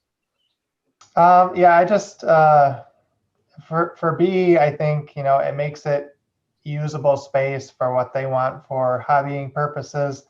And with C, I really find it difficult that anybody could use it as a true dwelling unit, I guess, like something they might rent out or, you know, put on Airbnb without water. And if adding water or sewer would flag in the building department system for review, then I'm comfortable with that. Ms. Robinson, any follow-up? I think you were quite good at that. That's fine. I'm okay. All right, any other comments? Mr. Ofac. Well, I have no problem with the utilities one, now knowing it'll flag stuff, because ideally I could understand a lot of people wanting to have natural gas in their garage to heat if they're working in it. It's just the overall height I have a problem with, because this is going to be a permanent structure that's going to be around for, who knows, 50, 80, 100 years. And yes, maybe the neighbors around them right now are fine with it, but who's to say that attitudes won't change over time, where people weren't knowledgeable of what was going on with this. So it's just a really hard sell for me to accept such a tall structure in here compared to look at what we had with the first case of the evening where we had them go back and redesign to try and meet within it. So I just have a really hard push of granting a variance for someone's personal hardships related to hobbies and stuff, when that's not what the ordinance is for. That's not what we're doing. Mr. Gavin, I had you next in queue, sir. Yeah, I kind of two things. One, at least Muted, Rob. there we go. Sorry about that.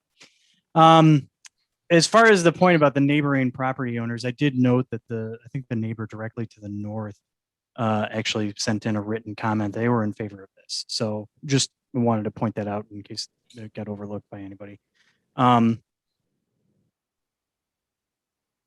You muted yourself. You got muted again.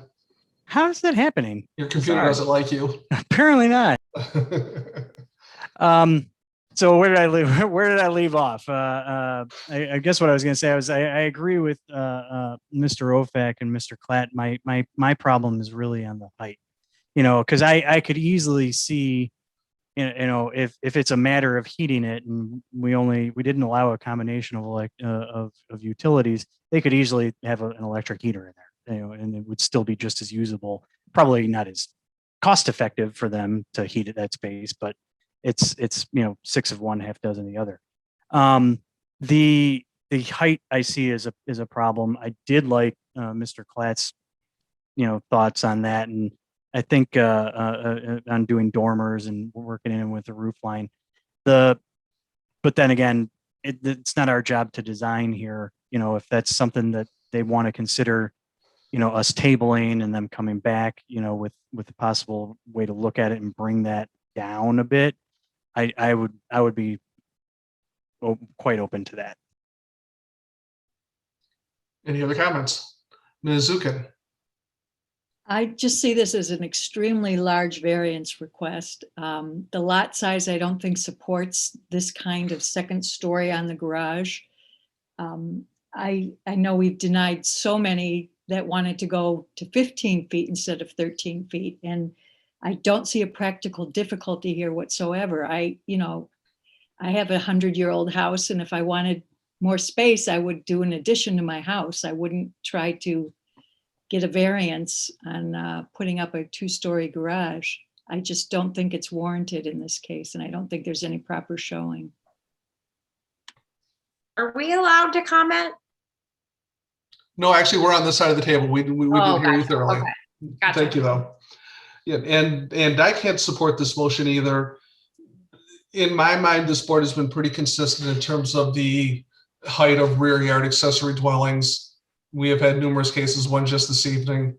While, obviously we understand their wants and desires, and they're not out in left field, that's not this this board's purview.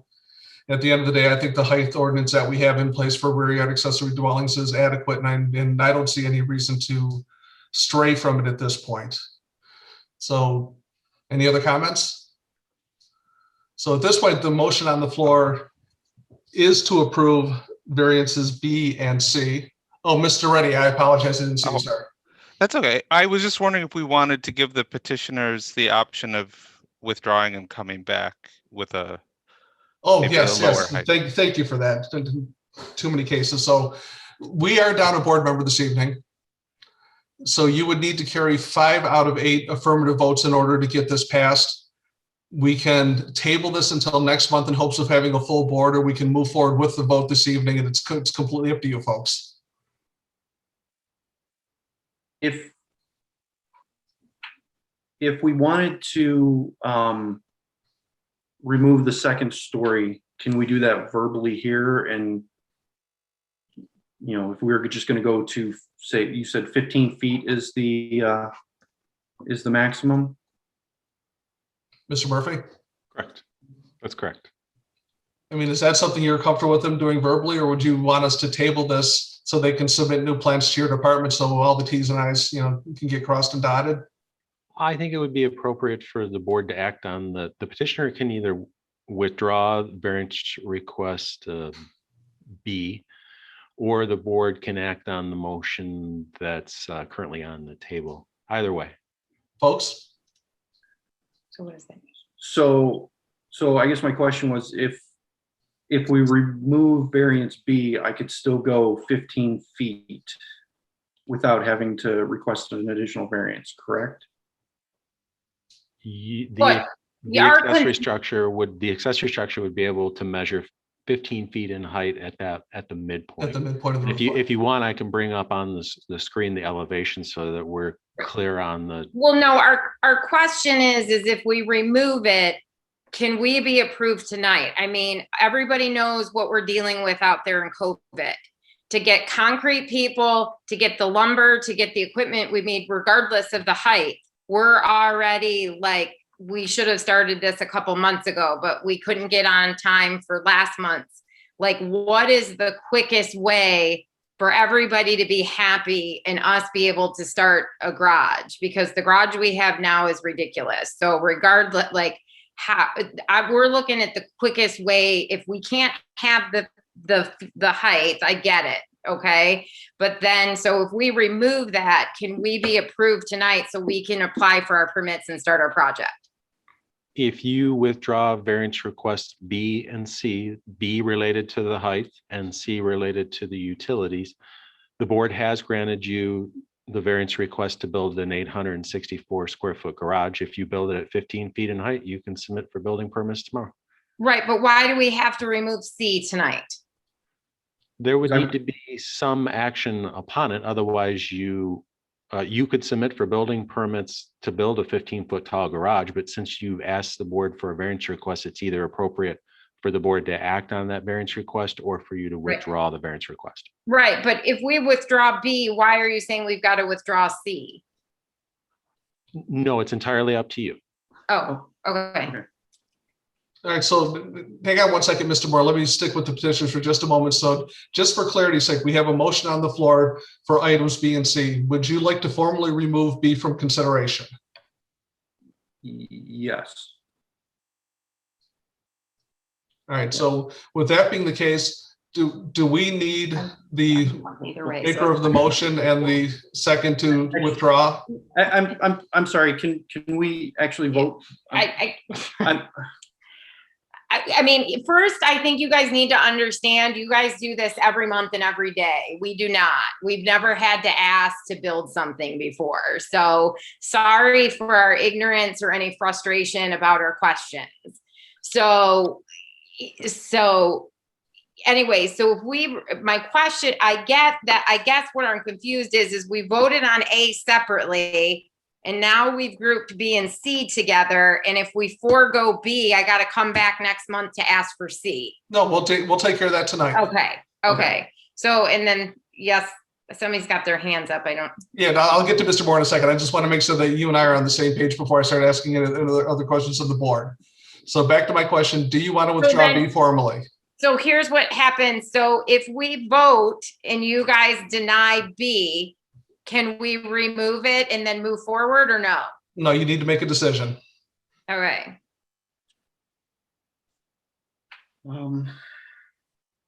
Let's move forward with it how it is and see how it goes. All right. We'll just move I forward. mean, I understand that you guys are in a time crunch, and we all know that the construction industry is a mess right now. But I really hate the idea of shortchanging. It'd be, if you withdrew and came back next month with new plans, based on some of the discussions, I think everybody long-term would be better off. This doing stuff willy-nilly on the fly, I don't think is in anybody's best interest. Well, I mean, it doesn't make, if I can't have you guys a lot of you have expressed that you don't want us to go above 15 feet. I don't think I don't have any story to change next month. I'm still going to be in the same place asking for the height for the same reason I need it. All right, so let me go to Mr. Moore. He's been very patient. Okay, so maybe to make this easier, would it be easier if I modified my motion to only include C and they could withdraw B and perhaps come back with a plan that could maybe get them the second story that they need using dormers or some other kind of thing. Like, I get that they want a second story, and I think that maybe another month would give them some time. I'm just trying to help them here, that give you some time to maybe pursue another plan to still get that second story that you want.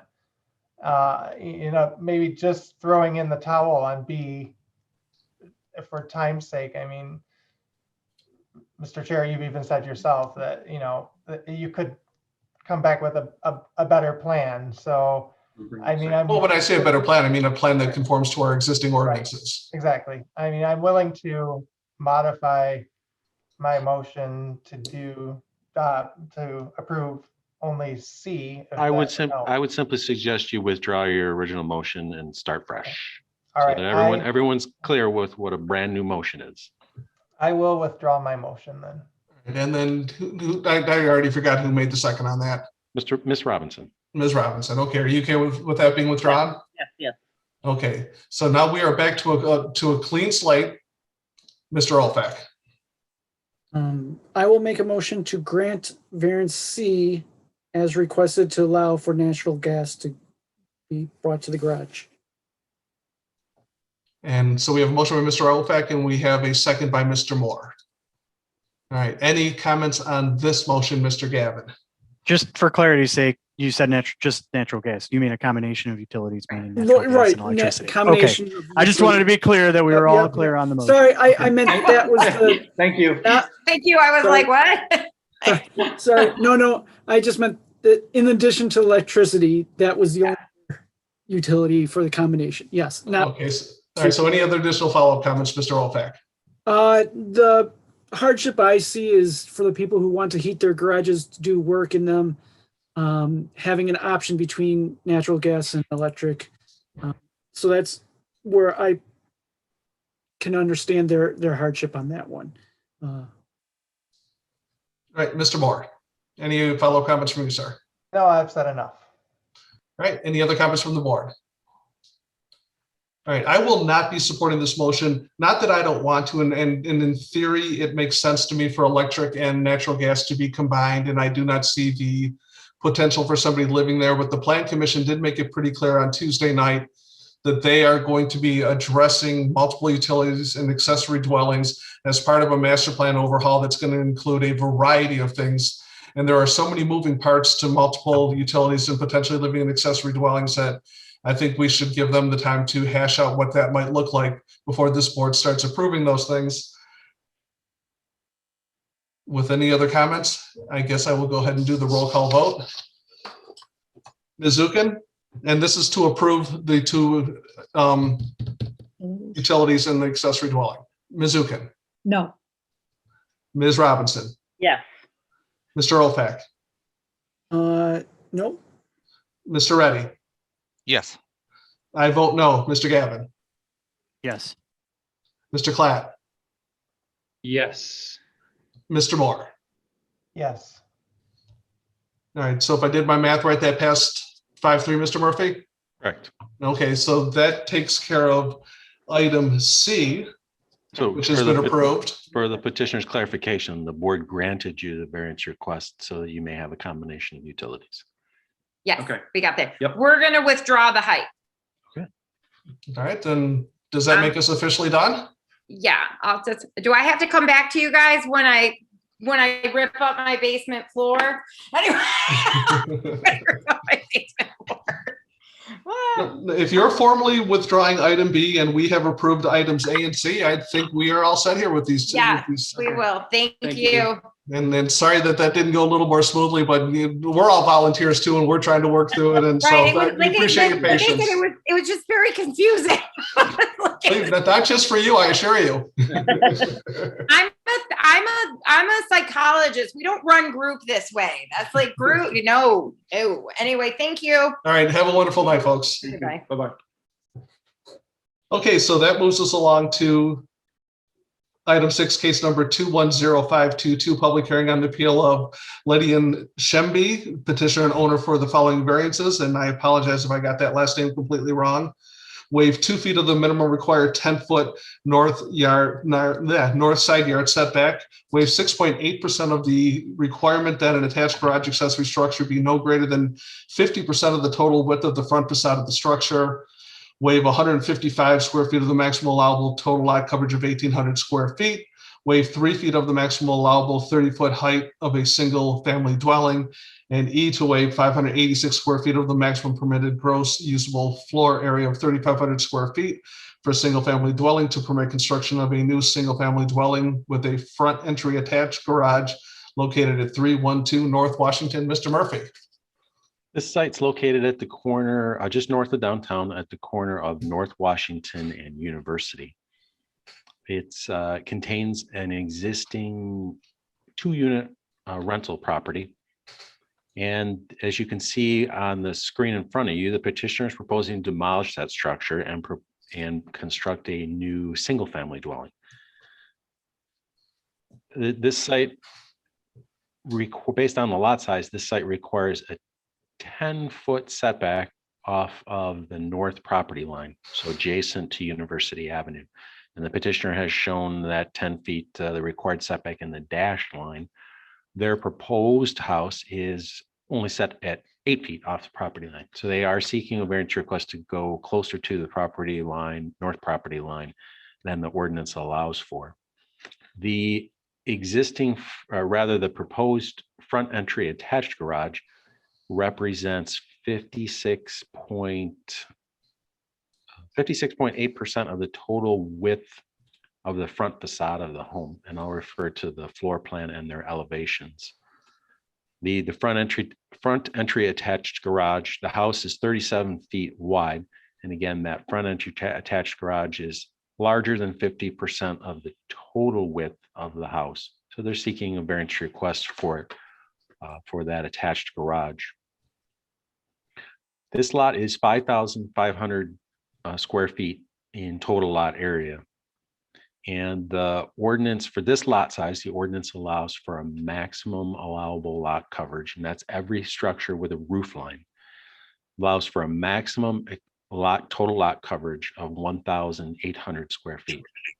The petitioner's proposed single-family home would have a total lot coverage of 1,955 square feet. So the petitioner is seeking to go slightly above and beyond the total allowable lot coverage.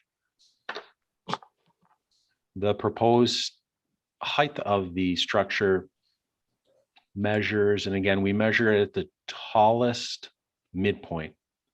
So this structure has multiple peaks, multiple roof lines, and we measure to the tallest midpoint. Refresh the board's memory and remind the petitioner, the midpoint is the equal distance between the eaves and the roof ridge or the peak of the house. So whatever the tallest midpoint is, we measure to that. Based on the petitioner's drawings, we scaled it to measure 33 feet in height to the tallest midpoint. Ordinance allows for a maximum height of 30 feet. They're seeking a waiver of 3 feet. Lastly, the ordinance allows for no greater than a total usable floor area, no greater than 3,500 square feet. And the petitioner has a ground floor of living space, a full second story, and a large, what they refer to, as you can see on their floor plans, a third floor, an attic or bonus room. And that's accessed via a continuous staircase all the way from the ground floor through the second floor and all the way up to the third. So we include the bonus room in that calculation of 30 to the maximum of 3,500 square feet.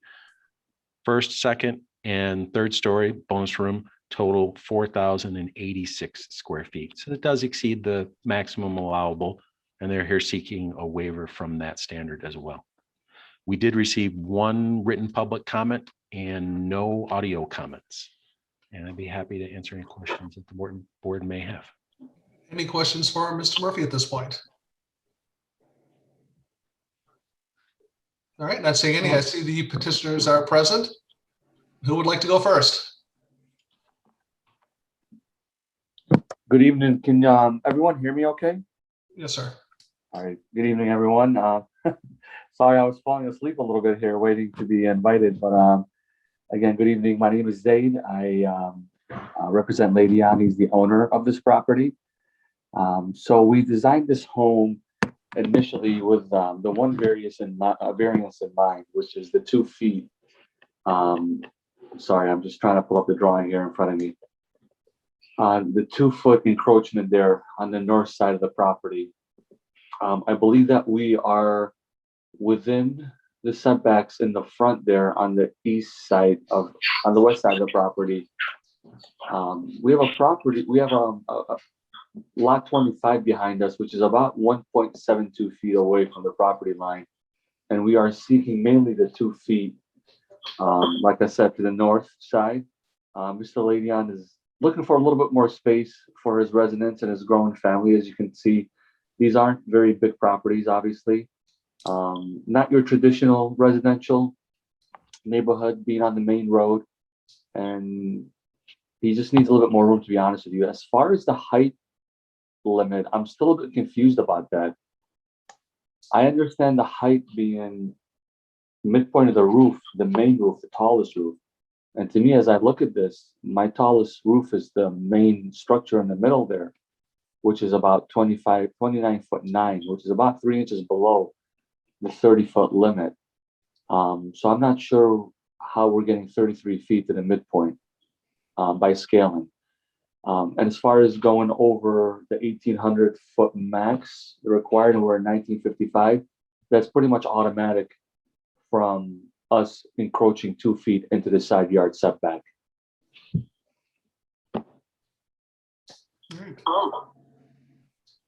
Any questions for the petition at this point? Mr. Ofac? Yes, you're coming before us on a greenfield. It will be a green site because you'll tear down the existing house.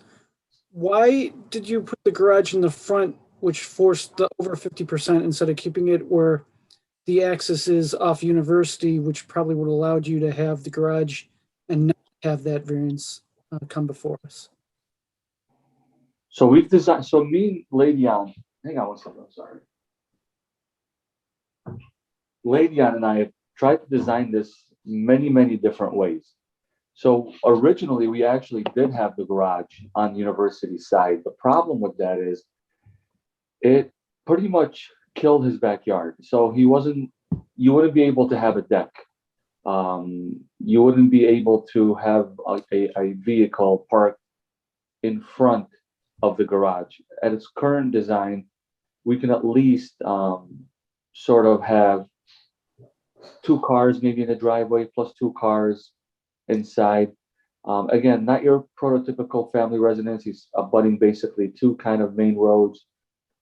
It's hard for him if he were to have people to park in the middle of the street, obviously. So we just felt like the house down the street, maybe about 4 doors south from him. He looked at it. He kind of liked how that was presented, where it's kind of like how this current design is. Garage in the front and with a small little driveway to at least be able to put a couple of cars in front of the garage, with cars being parked inside the garage as well. All right, any other questions for the petitioner at this point? All right, not seeing any. As I've mentioned to the previous petitioners, we are down a board member this evening. You would need 5 out of 8 affirmative votes for your variance request to pass. We can either move forward this evening or we can wait until next month in hopes of having a full board. It is completely up to you. I'd like to have Mr. Scremby chime in. There he is. Hello, guys. Yeah, thank you for taking your time. First, I want to say that I've been a resident in city of WROK since 2015. I like the city, I like the people and the area, and I am building a house that I plan to live in and my family. I understand that you had some concerns with the garage in the front, but I looked at some of the homes in the neighborhood. I think it will flow nicer with the neighborhood, and it will give me the ability to park my cars and not disrupt my neighbors. And I think so that's, we try to stay with those constraints. So that's all I have to say. All right, does the board have any other questions of the petitioners? Mr. Gavin?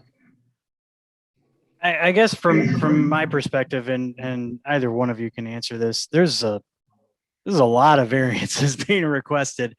It's especially for a new build, which usually with a new build, you know your design constraints and you can design within those. I mean, I'm not an architect, but it's usually what we see, and the variances that we like to see before us are, we like to have driven by some factor relating to the property. So is there, I know that I know why you're wanting to go into that, the north setback, and I understand, several of these items. What have you taken a look at what you can do to reduce the amount of variances requested? And then I guess in a secondary question to that, I'm a little concerned that you don't understand how we're getting the midpoint of the roof line calculated. I think it looks pretty straightforward from your elevations, but I think you need to at least understand where that's coming from, so you know what the request is based on. That's mine. Sure. So let me start with, you are correct. It's a lot of variances. So two of them are married with each other, right? So by us going 2 feet into the north, encroaching into the 10-foot setback, that automatically sets off the over the 1800 max grade level variance. So those two are kind of married with each other.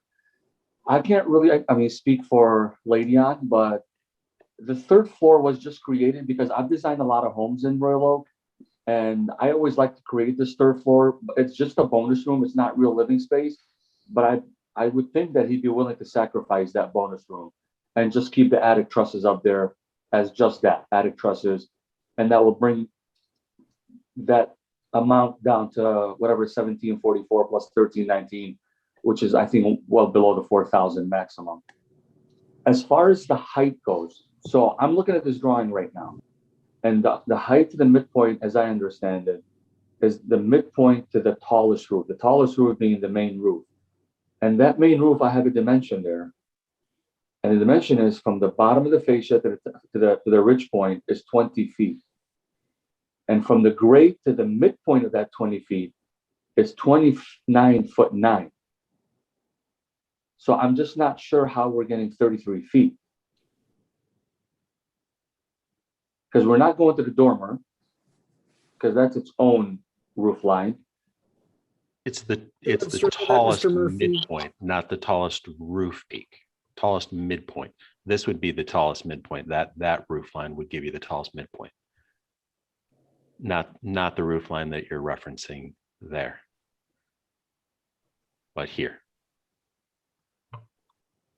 So again, not to the tallest point of the structure, but the tallest midpoint. So you're going to the midpoint of that dormer? That gets you to the tallest midpoint, correct? Okay. Each roof line has a midpoint. Sure. This one has one, this one has one, and this one is the tallest of all 1, 2, 3, 4 roof lines. Okay, so you're taking the dormer as the tallest midpoint, not the main part of the roof. So again, if Mr. Scremby is okay with eliminating that attic, those dormers would go away. There'd be no need for them. Or the roof pitch could change. The roof pitch, it would get you lower. Absolutely change, especially, I don't know, changing the roof pitch change to like an 8 or 7, 12 to try to get under that 30-foot mark. I'd almost rather eliminate the dormers, just because I'm personally not a big fan of these, lower roof pitches, to be honest with you. But again, I'll let Ladion speak. Ladion, they're basically asking you too many variances would you be willing to give up the dormers, the third floor Oh, bonus room? Let me make, I'm not an expert in this, but my point is that in terms of the 8-foot side back is because the 10-foot, it's because I have a lot that is 50 feet wide. If my lot was less than 50, I would be allowed to have 8 feet on the side. And the other thing is, I'm trying to build a home that it's functionally usable, not just for today, but maybe for the next 100 years in this area, and not try to build a garage that is 16 feet high or 22 feet high in the backyard. So I'm trying to avoid some of those things. And again, I'm not trying to obstruct my neighbors. I am in a commercial residential area, so I'm building a home for future. I mean, a lot of the space is working from home, living from home nowadays. So that is my point. I'm not trying to go beyond. Like I'm not trying to build a bigger garage or something in the back. So that's. Well, let me go back to this side of the board because I've seen a handful of hands. Let me start with Mr. Klatt. Oh, just real quick. I know on some of the past cases, we have maybe picked apart the variance requests, A, B, C, looking at them independently. But I don't think that's a fair way to do this on this project. This is a brand new house, and as Anthony mentioned, on a brand new site. And it's just difficult to where to start here. There's just so many variance requests. I can't get behind these. I mean, it's a case where this may be a good case to table this, to come back, get your questions answered by staff. And Mr. Murphy and his team are excellent to work with. They can explain all the various dormer heights. I work with them all the time, and they're very excellent at what they do. And they can describe that to you in a way you can design it appropriately. There's just too many requests here for a brand new home, in my opinion. Mr. Ofak, did I see your hand as well? I was going to say similar thing as well, as suggest either to table it for them to go over it, or if they wanted it to go through, then I would make a motion. All right, so gentlemen, I did ask you before, and if you said it, I didn't hear you. I apologize. Do you want us to move forward with this, or would you like us to table this so you can work with Mr. Murphy's department and bring something back next month that has a few less variances? It's really up to you. We can move forward, or we can kick the can down the road a month. Well, my point is, I'm trying to, this project is delaying. I have to order stuff and try to build this house within this area, or maybe just leave it an empty lot. So those are my options right now. Because I'm building a house that I want to live in, and I see that there's multiple variances they're like connected together. The 8 feet, if my lot was less than 50 feet, then I would qualify for that, and I have a smaller lot. So I'm not, I understand it's a new, and if you see some of the homes across in the same neighborhood, they've went over these variances. So I need your help too here, like if I go next month, it will delay my project. And then do I want to invest my money in something that I don't want to live in? Because at this point, we've hashed this back and forth quite a number of times. Again, it's up to you guys. We can move forward with a vote, and the chips will fall where they're going to fall, or you can ask us to delay it, and you can work with Mr. Murphy's department on reducing some of these variances. It's, again, and we are down a board member, so if we do vote, remember you have to carry 5 out of 8 votes. So let me know if you want me to do that or not. So how about if we were, lay down, would you be okay? Are you understanding what the board is saying? It doesn't sound like they're behind 4 variances. But are you okay with eliminating at least 2 very easily? You remove that bonus room, 2 variances go away. The height and also the over the 4,000 square feet. You're left with 1 variance, basically the 2 feet, which just like Ms. Levian is saying, we're so close to that 50-foot mark. Like if we were 49 feet, 0.99, then there would be no variance over here, right? So it's up to you, lady. Now they're basically saying that they're down a board member. If you wait till next month, you might have one more board member on board, and maybe you come back with less variance, or I'm not sure if the panel will be okay with us saying right now, we can eliminate 2 variances just like that by getting rid of the bonus room and the dormers.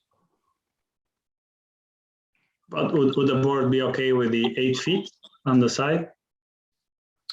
Well, again, no motions have been made at this point, so, you know, as chair, I don't make motions, and I have no idea what motions my fellow board members may offer. So I don't want to speak for them. But here's the deal, you know, it is, you know, it's, you know, I'm investing a lot of my, you know, I know that the city doesn't make decisions like that, but it's a home that I want to build and live in. I'm not building a house that I'm building there for business. I've been living there for 6 years now. The 8 feet is something that makes the space more usable inside, and so that I'm trying to build a home that will be there for, you know, no matter who's gonna be there. Otherwise, I don't want to spend all that money, have the home that nobody will live there. I might just leave it an empty lot, and that's the option that I've come to. But I think I want to, you know, I don't know. I need some. All right, well, sir, let me interrupt you for 1 second. I've got a couple board members who've had their hands up for a while. I saw Mr. Moore first. Okay. Let's try something here and see if this works. I will make a motion to approve A, B, and C. We have a motion on the floor to approve items 6A, B, and C.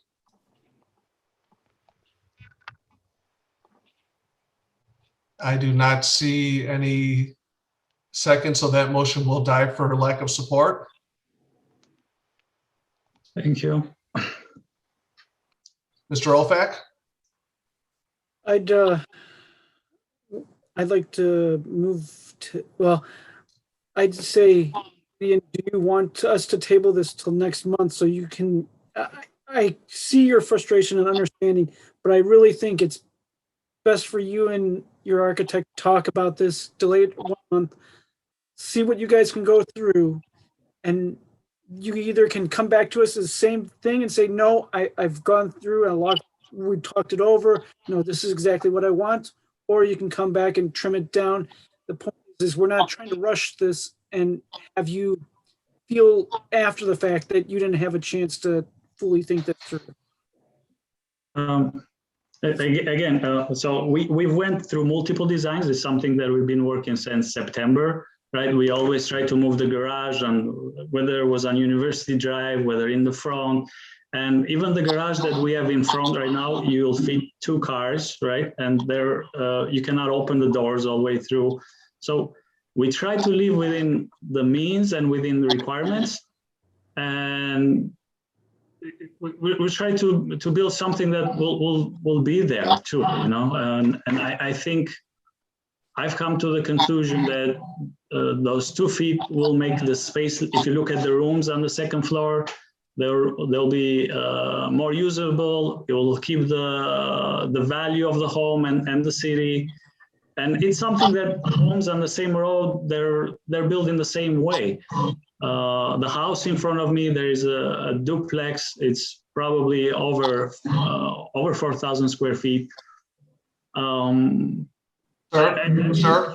Yes. Sir, I'm going to interrupt you because we're going in circles here, and we're trying to ask you a very specific question. Do you want us to move forward with these? Because here's the thing. I sense your frustration, and it's not like this board doesn't want to help you, but we are charged with enforcing the ordinances here in Royal Oak.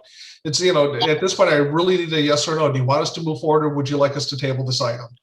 Okay. Well, you know, I'm not frustrated. I just need your guys' opinion. that's all I asked. If you guys would consider those motions again. But I think I'm gonna go with the motion, and I think this is the house I want to build in. You know, this is I want to build. I don't want to take shortcuts in something I want to live in, and that's you know, it's my wife, my kid, and it's a house that will give value to the city too. It's not just, you know. No, thank you for that answer, sir, Mr. Ofac. I guess where Lady Ann is coming from is that the house behind us and the house that are to the south of us, they're both in front of us. There's a chance, yes, somebody might take that piece of property and tear it down and meet the requirements and be in the 25-foot setback. But we know doggone well, nobody's ever going to be able to do two 5-foot setbacks to that lot that's directly to the south of us. I feel like those houses, whomever buys that house or remodels that home, it'll always stay where it's at, which is basically in front of Lady Ann's house. Same with the house on University. That house is 1.72 feet. I completely understand the board's decision, or not decision, but the way you guys are working towards this decision, which is doesn't seem like it's leaning towards us, correct? That's why I personally, if Lady Ann is okay with it, and I haven't heard from Lady Ann yet, I'm okay with killing the bonus room. That'll take care of the height limit if I remove the dormers. We're left with one item, which is the 2 feet, which we're still 8 feet away from the property. You're left with the garage too. I'm sorry? You're left with the garage also. I'm sorry, what's the issue with the garage being in the front? We're still within the 25-foot setback. It's over 50% of the elevation. I'm sorry, the garage is what now? Over 50% of the front elevation. The garage is over 50% of the front elevation. Okay. You mean at grade? How is it over 50% of the front elevation? It's more than 50% of the width. Oh, in width, you mean? Right, that's the second variance. Okay. Sorry, I missed that part. So you're saying that the garage was in the back, but that's still facing a front. All right, so sir, I mean, we have some confusion here, and I really wish you would ask Mr. Ofac to make a motion to table this until next month so you can work with Mr. Murphy and address these issues. But if you don't say that, then I'm going to ask him to make whatever motion he's going to make, because we need to move forward. So please tell me what, and Mr. Gavin, I see your hand. Yes, sir. Just one comment for the petitioner's information. If this gets denied tonight, you can't bring it back for how long? Isn't it a year? A year without significant changes. Okay. Well, I guess we have to. I mean, here's the thing. Okay, so we will. We can't keep doing this all night. I need an answer. Let me interject. To me, Lady Ann, you should table this till next week. You get one more member. We can work with Mr. Murphy about dialing it down. You lose a month, yes, but we've been doing this since September. What's one more month anyways at this point? You can see the board is ready to deny this, clearly. Okay, no, I just wanted some information, but I think I'm fine. We'll take it to next month, but I think if at least they give us the, okay, so Mr. Murphy, he will tell us. I will work with Mr. Murphy in regards to the garage and eliminating 2 variances and trying to dial it down. And maybe, and then we'll figure something out. It's one more month. It's not the end of the world. We've been doing this in September. And I think that's the way we should go, Lady Ann. Otherwise, we're going to be here all night unnecessarily. Okay, then we'll take it next month. Mr. Ofac. I'd like to make a motion to delay now I'm on table this one till next month. All right, so we have a motion to table and we have a second by Mr. Klatt. Any additional discussion on the motion? No, I think it's understood. I think we've beaten it to death. All right, I will call for the roll call vote. Ms. Zukin. Yes. Ms. Robinson. Yes. Mr. Ofac. Aye. Mr. Reddy. Aye. I vote yes. Mr. Gavin. Yes. Mr. Klatt. Yes. And Mr. Moore. Yes. All right, so that motion passes unanimously. Thank you for agreeing to that. It's not like this Okay. board just wants to say no to you, but if we can make a better plan and make everybody happier next month, I think at the end of the day, this is going to be the right direction. Okay. All All right. right, have a great night, both of you. Okay, moving right along. Number 7. Oh, you know what? We've been at it for 2 hours and 15 minutes. Does anybody need 5 minutes to grab a water or do whatever you got to do? All right. We are going to be adjourned. It's about 9:15. Let's say 9:20. Glad to see I'm not the last one. I think we can go ahead and get the ball rolling again, and Mr. Kaluzny, I'm sure, will be back in just a moment. Thanks for your patience, everybody. Let's move right along to item number 7, which is case number 210523, public hearing on the appeal of Stonecraft Investments LLC, petitioner and estate of Clarence E. Kennedy owner for the following variances. A, to waive 10 feet of the minimum required 50-foot lot width for parcel 1. B, to waive 10 feet of the minimum required 50-foot lot width for parcel 2. C, waive 1,600 square feet of the minimum required lot area of 6,000 square foot for parcel 1. And finally, D, to waive 1,600 square feet of the minimum required lot area of 6,000 square feet for parcel 2, to permit a land division and create 2 vacant single-family home sites located at 1214 McLean Avenue. Mr. Murphy. As noted, this site is located on McLean, and it consists of 2 original platted lots, lot 63 and lot 64, each at 40 feet in width, 110 feet in depth, for the resulting lot area of 4,440 square feet each. The lot contains both of those the parcel contains those 2 platted lots, and so it has a current lot width of 80 feet, 110 foot in depth, and 8,800 square feet in lot area. It currently contains an existing single-family home and a detached garage. The petitioner is proposing to demolish those to create 2 vacant, buildable single-family home sites. And again, they're reverting back to the original plat. I'm gonna, oops, the wrong button. I'm gonna share my screen and reference I have the wrong one. One moment. It's late.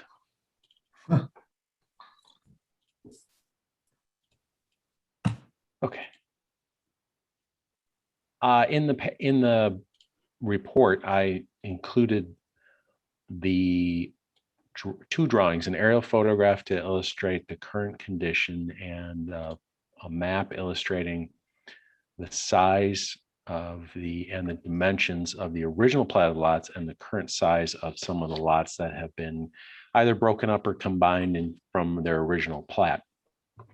I did draw on this map, as you can see, in a red line to highlight the fact that while this is one continuous street all the way from Hudson further south, it's comprised over time of several different platted subdivisions.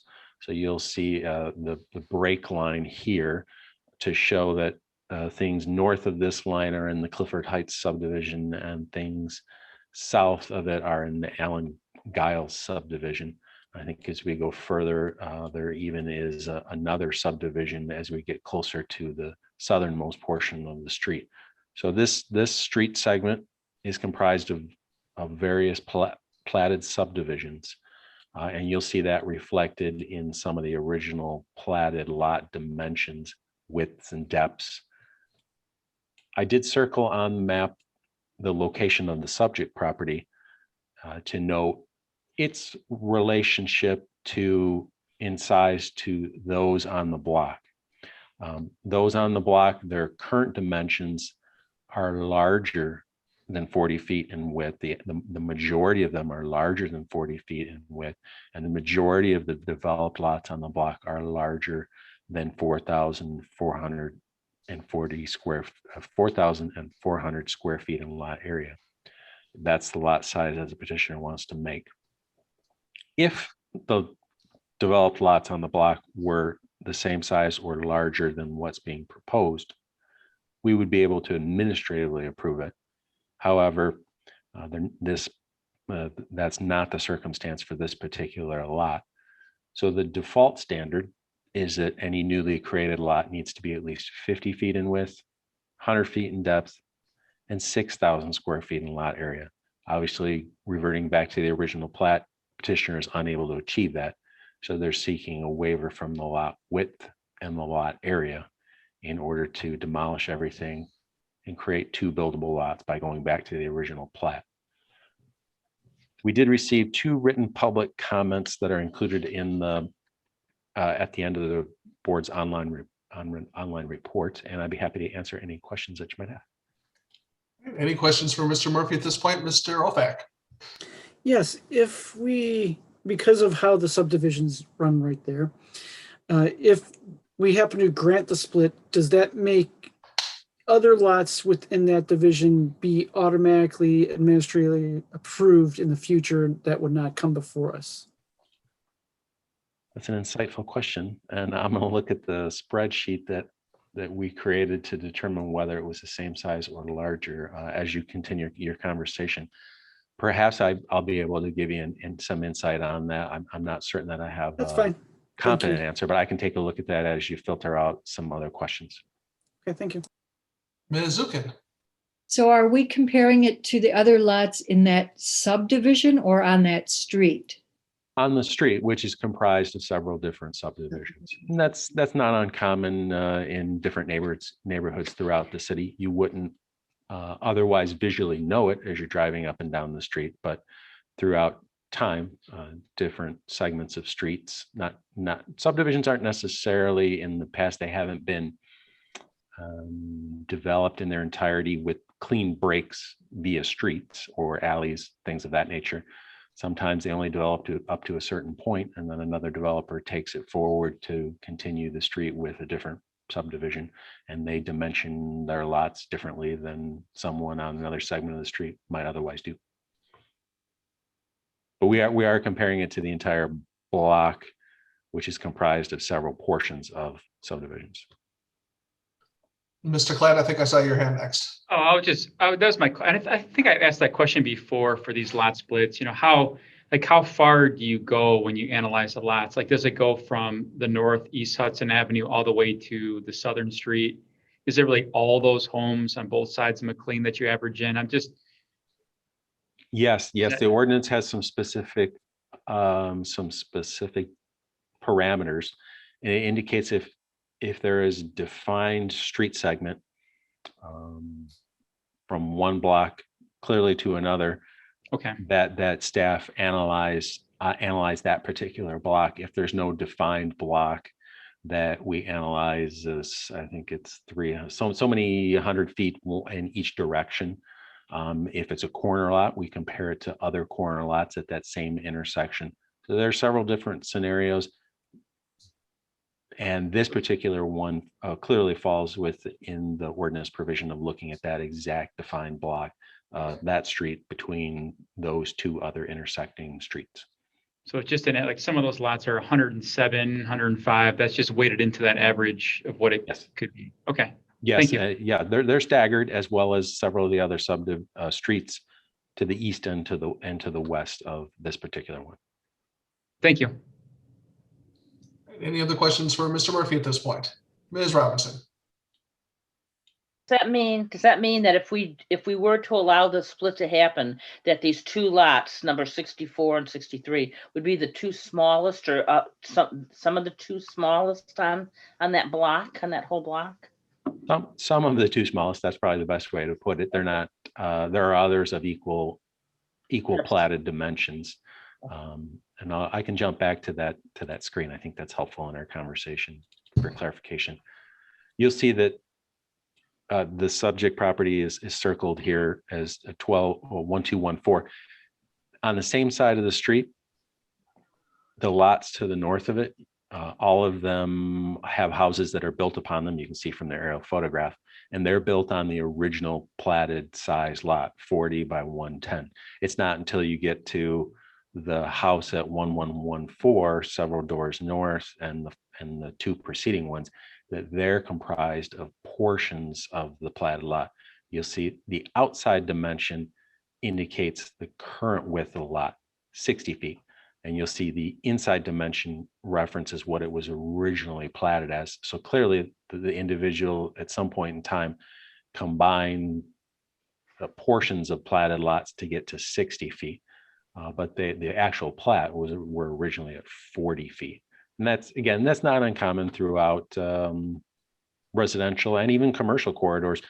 Not to confuse the circumstance, but almost every single lot on Woodward Avenue was platted at 20 feet in width. And so you find some that are still only 20 feet in width and they have a very narrow building at 20 feet. And you find some where someone bought a whole block and now owns 30, 20-foot wide lots, platted lots, and they combine them into whatever that dimension is. So it's not uncommon for people to deviate from original plats, but it's certainly very common for a developer to build according to the original plat. All right, any other questions for Mr. Murphy? All right, not seeing any hands. I see the petitioner is present. Yes. The floor is yours. Tell us about your plan, sir. Thank you. Good evening, Mr. Chairman, members of the board. Tom Callis. My address is 31350 Telegraph Road, Suite 201, and that's in Bingham Farms. As Mr. Murphy indicated, we are here in essence because of a situation where we are trying to secure dimensional variances due to the overall size of the lot, which creates a practical difficulty to, in essence, revert back to what the original size of these two lots were, specifically lots 63 and 64 of Clifford Hills or Clifford Heights subdivision. Now, as you can see from the aerial or the lot layout presented by Mr. Murphy, which is a good visual aid, our lot is large. It's out of character for that neighborhood. It's 80 feet wide in width and 110 feet in depth. All of the lots to the north of us, as you can see, are original platted lots that are 40 feet in width, which is what we're requesting for these two lots. The house that's currently on 1214 McLean is vacant. It's been vacant. My client is anxious to tear down the garage that's also on there and construct two new residential homes in that area, which will not only enhance the aesthetics and the values in the neighborhood, but will be pretty consistent with the homes that are already there. Now, as Mr. Murphy indicated, the McLean Avenue is comprised of three different subdivisions. With respect to our existing subdivision, you can see most of the lots are in that 40 or low 40-foot width range. As you go further south, there are some lots, actually, I think 3 lots that are 60 feet wide and 2 way at the bottom on the southern end that are over 100 feet wide. So if you take all 60 homes on McLean Avenue, and again, it's comprised of 3 different subdivisions, there's 60 homes, there's only 2 lots that are greater than 80 feet in width. The rest are all within that 40 to 45 foot. And as you can see, most of the lots in the subdivision that our property is in are 40 to 43, 44 feet, and all of the lots north of us are 40 feet. So we feel that by securing these dimensional variances, it'll allow us to have 2 lots that are not only consistent in size, but in character with what's already there, the abutting and neighborhood properties. It will allow my client to build 2 single-family homes that will be a lot more marketable because they will be, especially today with the cost of building materials and labor, if you try to build a house on an 80-foot lot, it may be difficult to market it, to sell it. Whereas if you build 2 homes on 40-foot lots, it's marketable, it's consistent with the area. And I got to tell you, as an aside, both my kids moved into Royal Oak this past year, purchased condos. They love it there. I know there's a market for younger buyers, home buyers. Perhaps they can't afford a house on an 80-foot lot that would be quite expensive in today's market with building materials and costs. So we feel that the dimensional variances are warranted. The practical difficulty, as I said, is created by the nature of the lot and its size. we'd like to revert it back to the original 40-foot width, 40 by 110 width that was there when they were platted, and, you know, tear down the house. It's an eyesore, and put up 2 new houses that will, again, add to the aesthetics value of the neighborhood and actually increase the tax base because you get in an extra house for the city. So the petitioner is also available. I'm here if you have any questions. We'd be more than happy to answer them. And we would kindly request that the dimensional variances be granted to allow us to secure the lot size and proceed with constructing new homes. Thank you. Are there any questions for the petitioner at this point? Mr. Olfak and Mr. Moore. Two really. One is, what is the hardship with using the house as it is? And then the second would be the new houses that would come on there. I would assume that you would try not to come before us with variances because we're giving you correct stuff to build with. But is there any plans on what those houses would be? The intention obviously is to build them within the 40-foot by 110-foot lot size under the applicable ordinance. I don't know whether any variances will be requested at that time because we haven't really created any architectural plans. Right. As far as hardship, it's not a hardship. It's a practical difficulty under the dimensional variance standard. Hardship applies to use variances. But the practical difficulty is the lot size. As you can see, it's way out of character for what exists in that area. So to tear down the house and the garage and build a house on an 80-foot lot when everything around you is 40 feet, you know, it creates a practical difficulty that we're here trying to resolve. All right, Mr. Moore. I'm all set. Mr. Olfak covered my question. All right. Mr. Murphy. I'd like to circle back to Mr. Olfak's question with regard to whether if approval of this variance request would then make others that are larger on the lot capable of being administratively approved for a lot split versus seeking a variance, and that would not be the case. When we look at the lots that are being created compared to the developed lots on the block, the lots that are being created need to be at least 50% or larger than the majority. They need to be 50% or larger than the majority in terms of the width, depth, and the area. And the proposed lots are only 16% similar in nature in terms of the width, and only 11% similar in terms of the lot area. So the majority of the lots on the block, as you can see based on that map, are slightly larger than 40. So this lot did not qualify for that administrative approval, and it's not even close to the 50%. Thank you for that. No, sorry, I maybe misunderstood Mr. Murphy. I meant like, if we allow this, then the other large lots within that block, would they then be able to come before you guys to be administratively approved? Thus a domino effect by granting this lot split for other lot splits. Let's refer back to the map.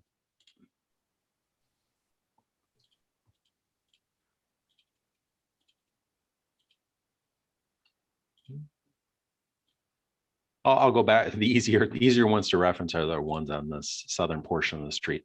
For instance, this house at 1603. It's the lot is 105 feet in width, so it clearly is above it. To create, you could create 2 lots that are in excess of the minimum width requirement. It wouldn't need to come in front of you for a variance request. This particular one that's over 107 feet in width, it would not need a variance request.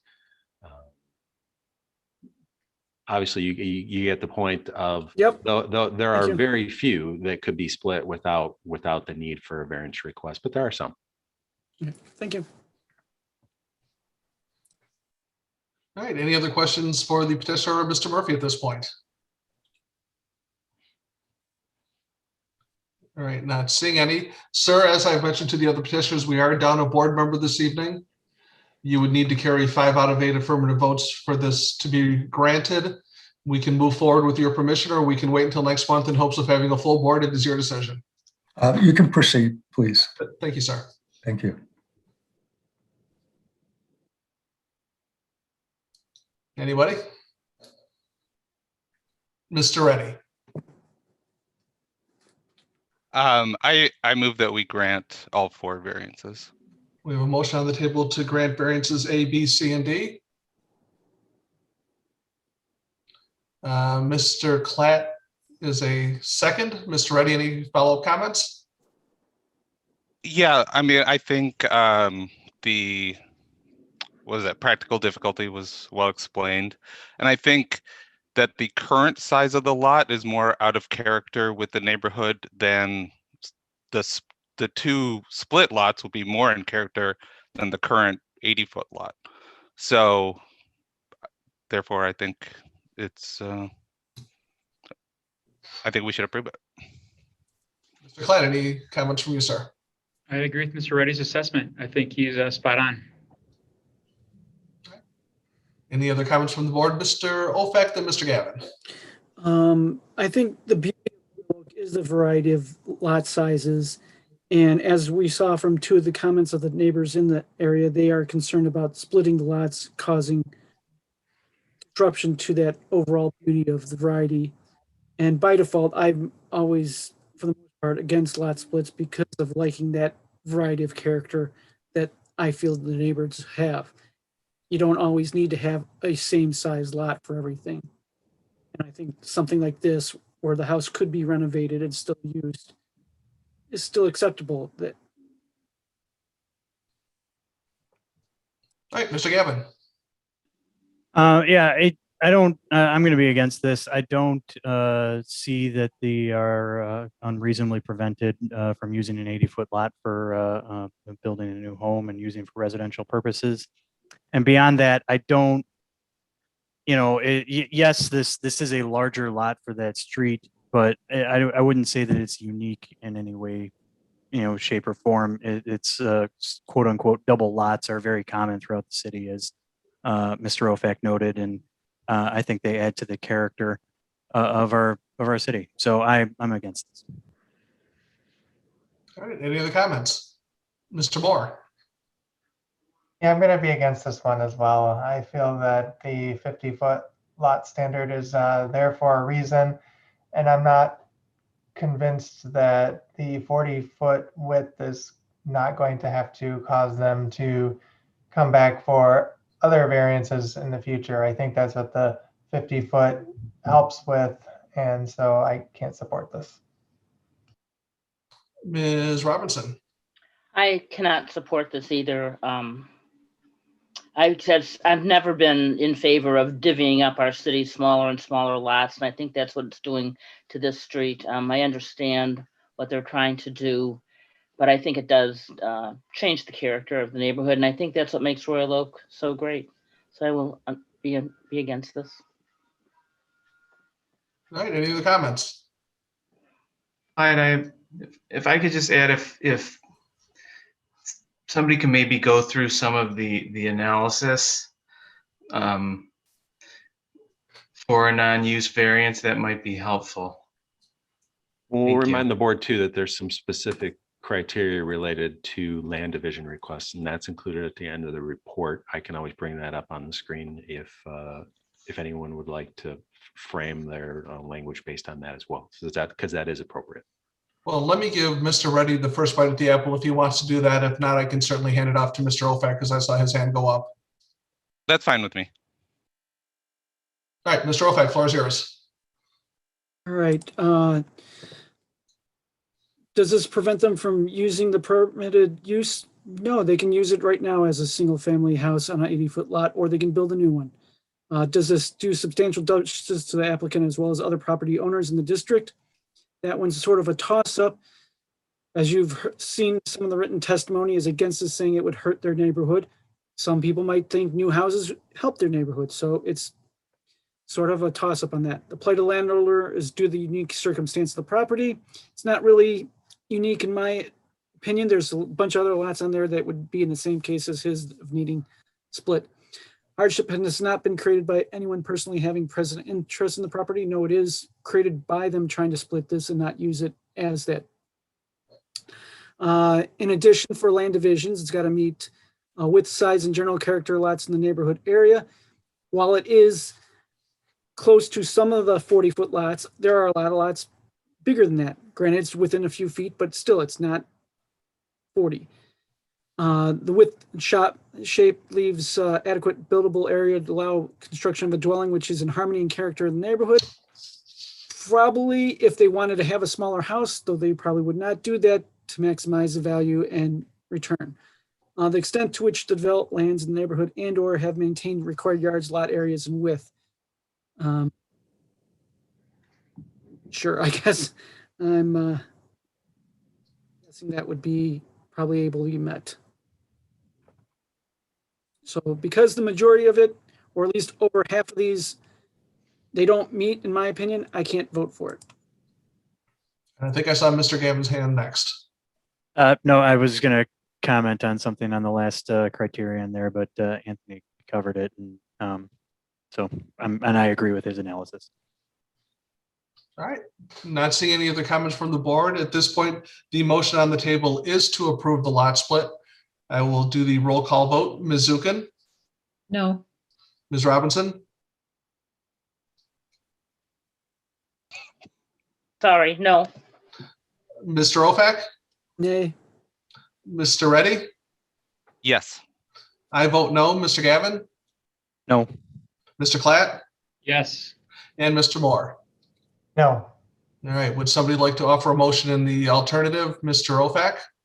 I'll move to deny the variances as requested. And I see Mr. Gavin as a second. Any follow-up comments from either of you two gentlemen? All right, then I will do the no call or the roll call vote, which is to deny the request. Mr. Moore? Yes. Mr. Klatt? No. Mr. Gavin?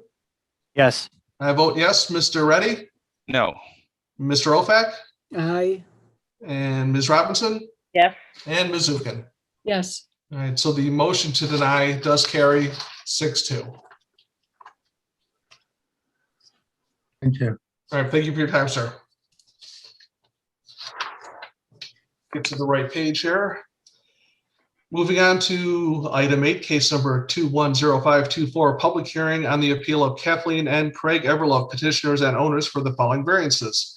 A, to waive 451 square feet of the maximum allowable accessory structure ground floor area of 800 square feet, waive 2.5% of the maximum allowable accessory lot coverage of 10%, waive the prohibition on a combination of utilities in an accessory structure to permit construction of a new 800 square foot detached accessory structure with the following elements: a storage shed and open covered outdoor dining and entertainment area in a home located at 1103 Royal Avenue. And Mr. Murphy. This property is located on the south side of Royal, and it contains a newer 2-story single-family home with an attached front entry garage. The petitioner is proposing, and there's a shed in the backyard. The petitioner is proposing to demolish the shed and to construct towards the rear of the property.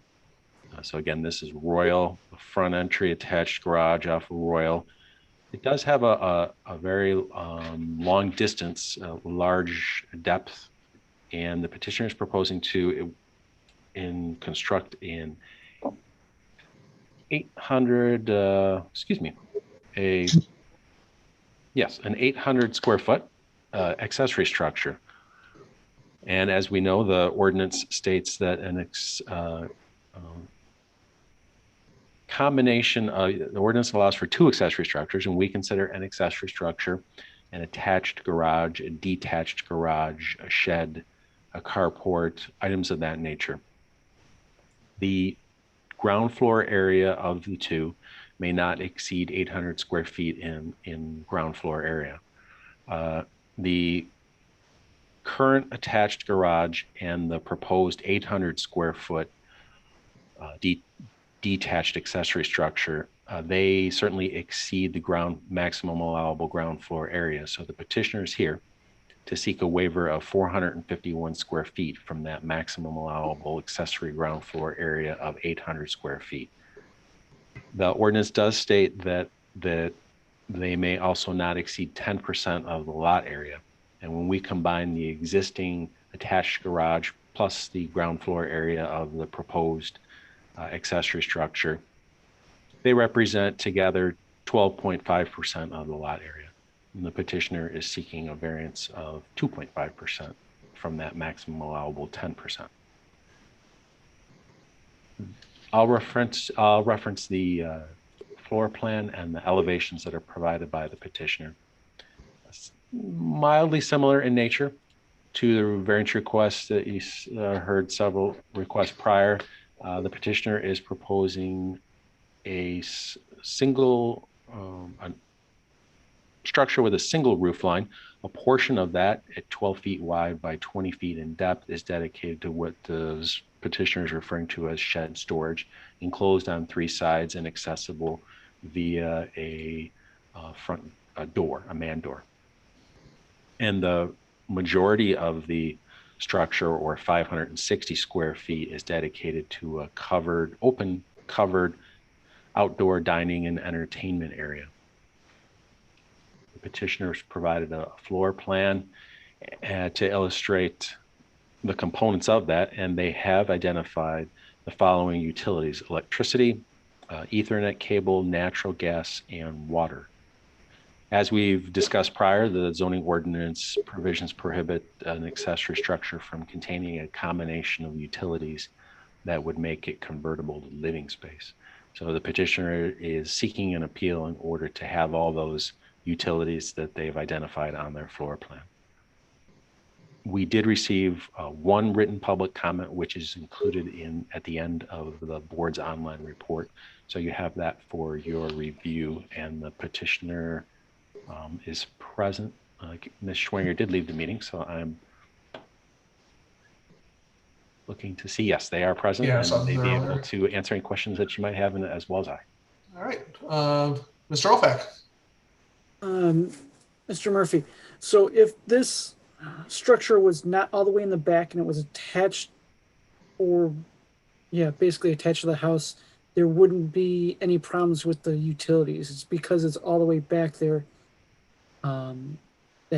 that we have to have that portion of it, correct? I want to make sure I'm visualizing what you have in mind correctly. No, I'm just saying, if this was like we had before, that pool that came before us last month, and we said, well, if you guys had your little shower and toilet and it was attached off the side of your house instead of like the garage, you could use the water at that point. But because it's detached from the house, that's what's bringing forward those requirement for the utilities for the variance, correct? Yes, other than this proposal and that proposal do have different elements. I don't Right. want to say they're apples to apples. But no, I agree they're apples and oranges. I'm just confirming that if this was more of a covered patio that was attached to the house, they wouldn't be before us. Then we would count it towards the total lot coverage, but if it was just simply a covered patio, no, we wouldn't treat it as a separate accessory structure. Okay. All right. That's all I wanted to confirm. Okay. Ms. Zukin. And I just want to confirm, as with the other house we had tonight, there's nothing to prevent them from closing this in and then having an accessory building that's livable, habitable. Correct. There would, if you approve the footprint, we wouldn't have anything that would prohibit them from not having it simply in that portion, simply an open covered area. They could enclose it. Mr. Murphy, when I read the write-up originally, I must have missed something. Can you go through the list of proposed utilities? I know you just said it, but I was reading and I wasn't writing fast enough. Certainly. Electricity, Ethernet cable, natural gas, water. Got it. Okay, thank you. Whose hand did I see next? Mr. Klatt. Oh, Mr. Murphy, I'm trying to do the quick math on this, looking at the numbers here, but in regards to the 10%, do we know what square footage they are over to adhere to 10% roughly? Is that something you have, or? I guess we can ask the petitioner. I just don't, I'm trying to figure out how much larger they are or how much they're over the 10%. Sure, I can look at the spreadsheet that we utilize to determine the Thank you. variances. So I can bring that up. I mean, it's a good sized structure, but it's Big lot. I mean, is it buildable at 10%? Does it warrant enough room or give them enough space? I get his point. I was aware of the 10% before. 10% of the lot is. Mr. Everlove, can I ask you to mute while we're having this discussion? I promise we will get to you. And thank you, sir. Let's see. Well, the lot size is 10,000 square feet. Okay. So 10% of that, 1,000. Gotcha. Okay. I had to look that up. I couldn't remember the size of the lot. It's very late. All right, any other questions for Mr. Murphy at this point? Ms. Robinson. You're muted. I'm so sorry. We coming back to the discussion that we had earlier on a house about how many utilities they had in an accessory structure. If this was less, I mean, is there like a certain number of utilities we can have that would be permittable? Like if they didn't have water or something, or that's what would be the combination? Well, I always hesitate, and we encourage the petitioner to identify exactly what they want and then react to that versus telling them how to design it, essentially. If they had simply electricity and Ethernet cable, there would be no objection. But they've identified that they want several others. All right, any other questions for Mr. Murphy? All right, not seeing any. I see the petitioners are present. The floor is yours. Please tell us about your plan. Hello. First, there seems to be a lot of attention on the utilities. The internet's for a TV, the gas is for a fireplace, and the water is simply there to have. On the back of the shed, I want to put a hose and a reel so we have water available for whatever reason. My wife intends to plant some flowers and stuff in the back of that, and we'd like to get water out in the back of the yard. So there was no sink, no toilet, the only reason for the water back there is just to have a hose. I guess I could run a hose back from the house, but that just doesn't seem very pretty. The issue we have here is we've got a huge backyard. Our house, back of the house faces south.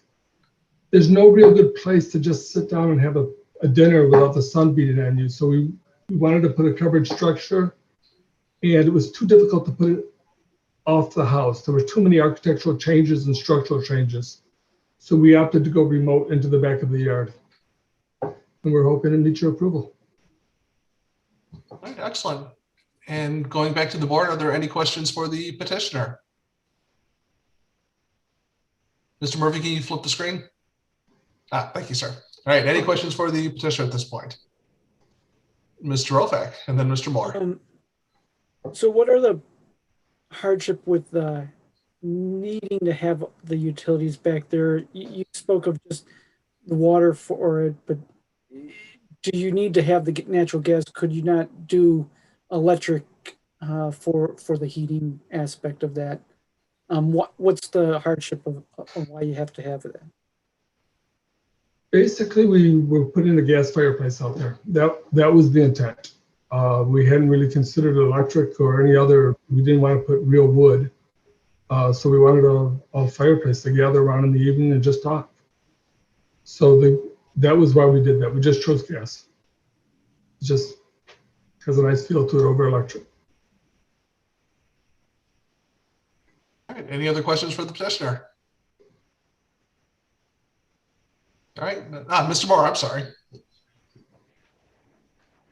Okay, I think maybe my question might be more for Mr. Murphy. If they're looking for just something for watering plants, if they ran a buried water line from the home or the main structure and there was like a pedestal out near there, but not at the building, would that still count as like a utility at that accessory structure, even if it was like a water line that was run from their main structure underground?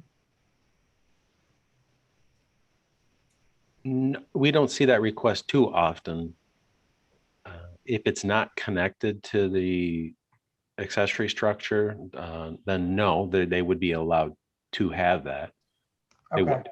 All right, because I'm just wondering if they're not using it for a sink or anything, if that could be allowed, that they had like a water line run near but not at the structure. Okay, thanks.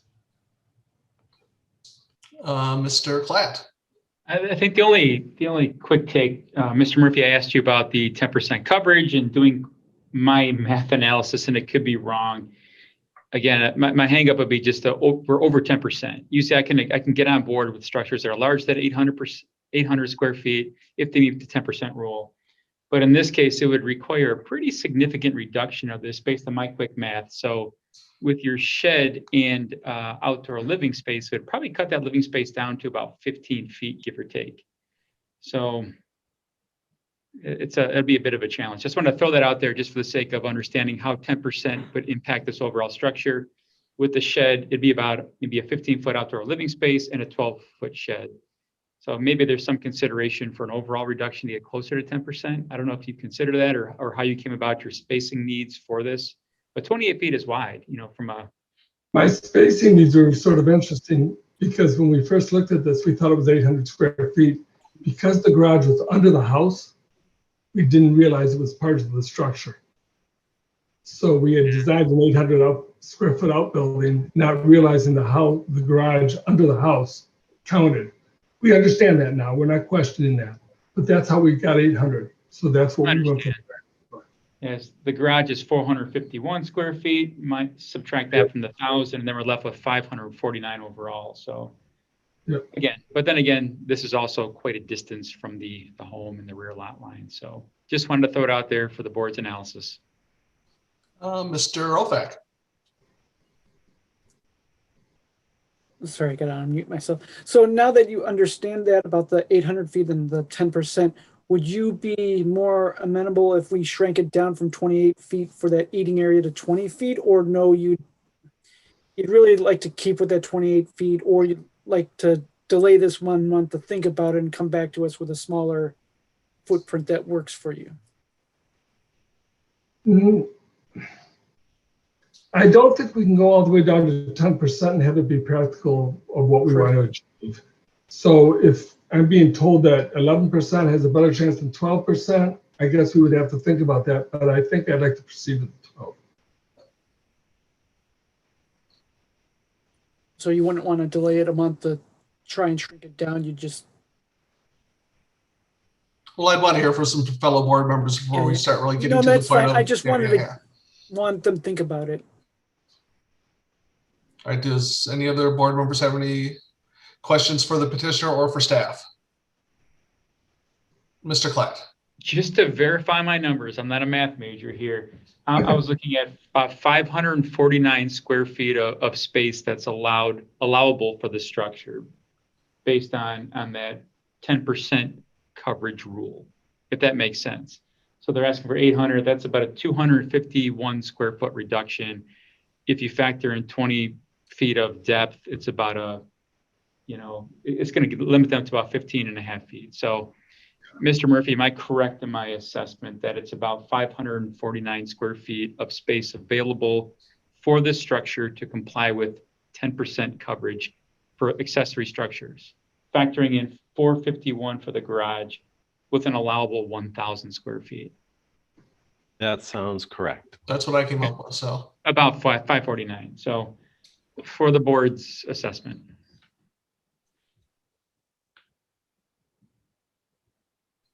All right, well, not having any other questions for the petitioner or for staff. Again, we are down a board member this evening. We can move forward with this, and you would need to carry 5 out of 8 affirmative votes for these variances to be granted, or we can kick the can down the road a month in hopes of having a full board next month. It's completely up to you.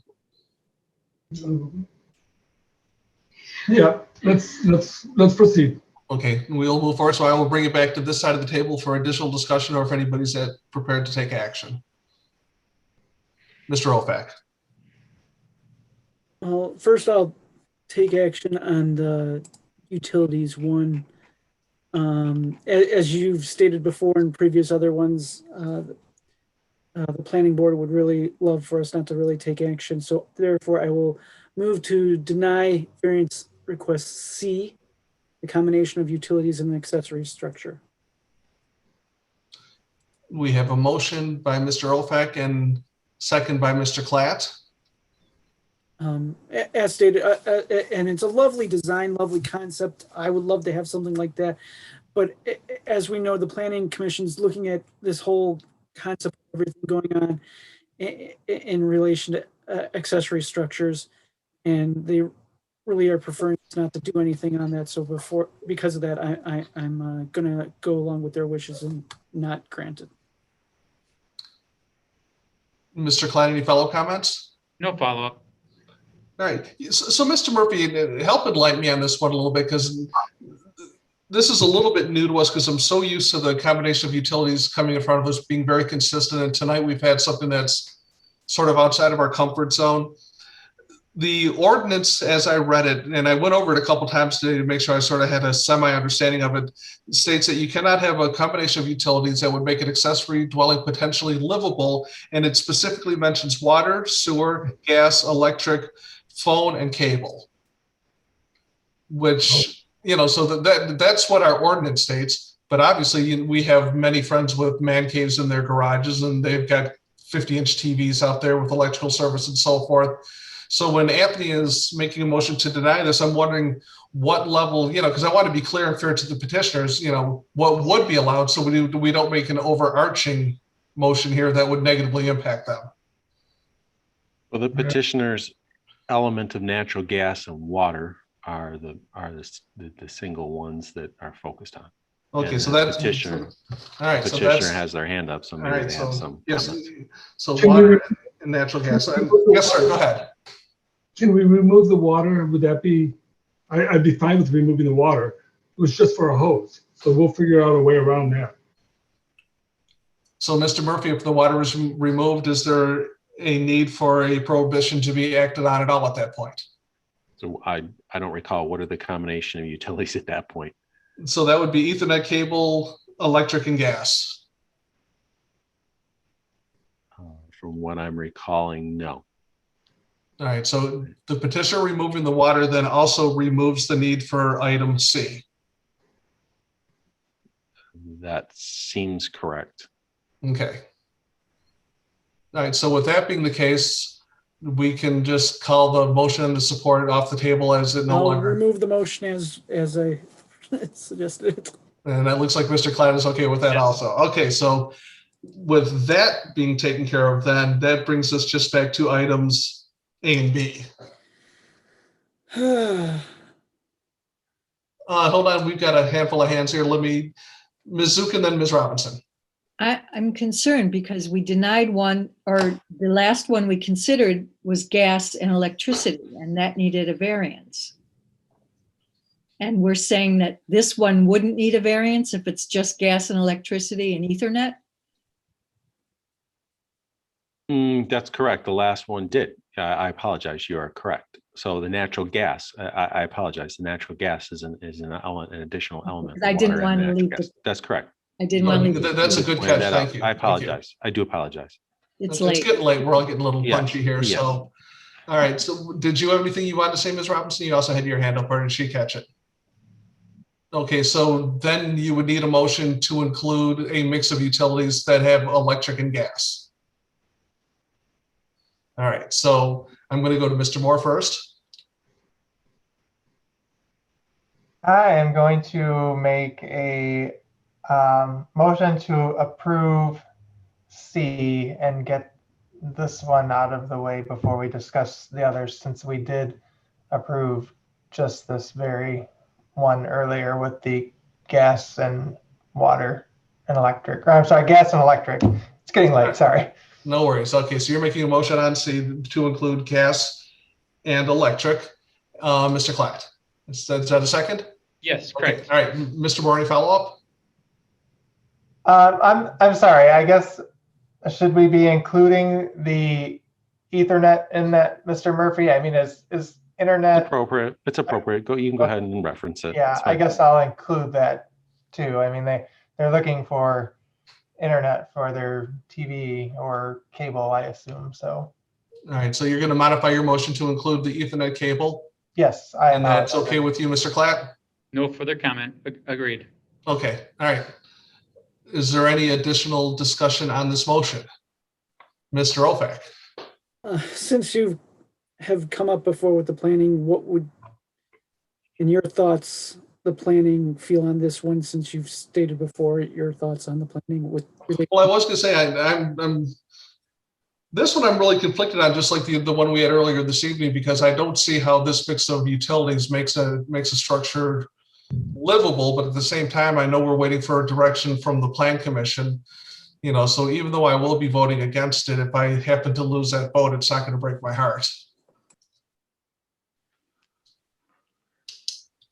All right. Any additional comments on this motion? All right, so we have a motion to approve item 8C to include a mix of gas and electric along with Ethernet cable. Ms. Zukin? No. Ms. Robinson? Yes. Mr. Ofac? Nay. Mr. Reddy? Yes. I vote no. Mr. Gavin? Yes. Mr. Klatt? Yes. And finally, Mr. Moore. yes. Okay, so that motion does pass 6-2 if I'm doing my math, or was it 6-3? I'm sorry, or 5-3, 6-2? 5-3. 5-3, thank you. All right, it's getting way past my bedtime. All right, so that moves us back over to items A and B.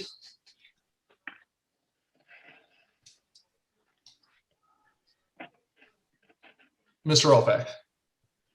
As you can tell, we're a little concerned about the overall size of it. Would you be amenable to being pushed down to, I don't know, 22 feet in that? Overall, it would be, let's see, 35 or 37 feet. Instead, or not, sorry, maybe I'm miscalculating. Overall, 35 feet, is it? No, I'm wanting to go. Yeah, 33 or 35 feet. So we're lobbing off like 100. Let's see, yeah, at least 100 feet, square feet. You know, the original size was 800, again, based on my misunderstanding of the ordinance. I get that. Looking at the living area, yeah, we could shrink it up. I just, we're not really picking a definitive number right now. So it's a little difficult for me to, but yeah, the original size was, I don't want to call it arbitrary, but it can be adjusted. Well, would you like to delay this till next month and look it over and come back and say, okay, here's what I would really like it shrank down from what I'm asking from? Well, before you answer that, Mr. Evelov, let me get a little more input from our fellow board members and see what they think dimensionally. I saw Mr. Klatt and then Mr. Moore. Yeah, I mean, I would suggest a delay to come back. I mean, we've in the past, we don't like to design on the fly. I've suggested 10% is what it should be. But then again, I also understand there's a need for a shed and the outdoor kitchen. So I would suggest that it's tabled and you come back with a design that's compliant, since you didn't understand the regulations set forth. So that'd be my opinion. Come back with a plan that works for your needs, and we'll assess it from there. That's my approach. Mr. Moore. Yeah, I was going to say the same thing, but I completely understand their standpoint. I mean, if this isn't approved until June and can't get built for a couple of months, they won't even be using it this year. So that I can understand their need to want to have a minute to think, but either way. All right. For me personally, I don't think the size of what's being proposed is inappropriate at all. They have an exceptionally long lot.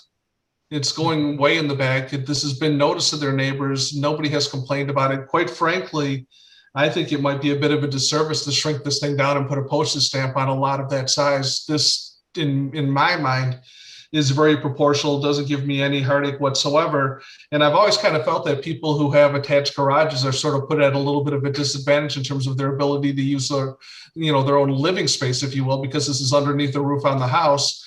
And now they're having any accessory structure and behind their house being penalized. So for those reasons, I think what they're asking for is extremely reasonable and doesn't give me any heartache. Mr. Moore. Let's try this then. Let's do a motion to approve A and B. And we have a motion to approve items A and B.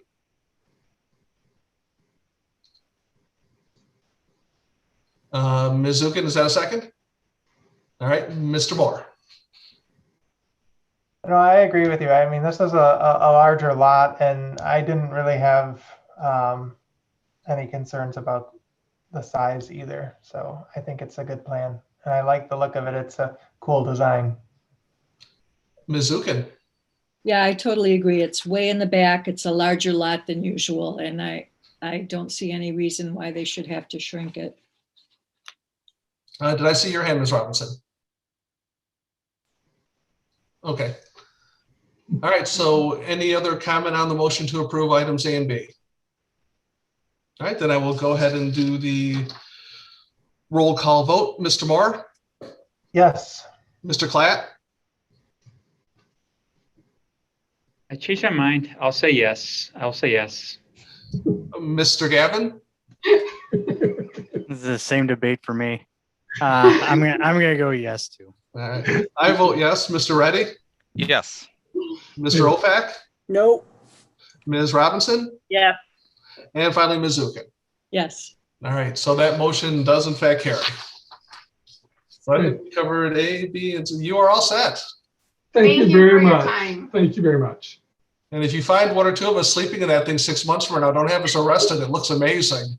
You're all welcome to come over and have it.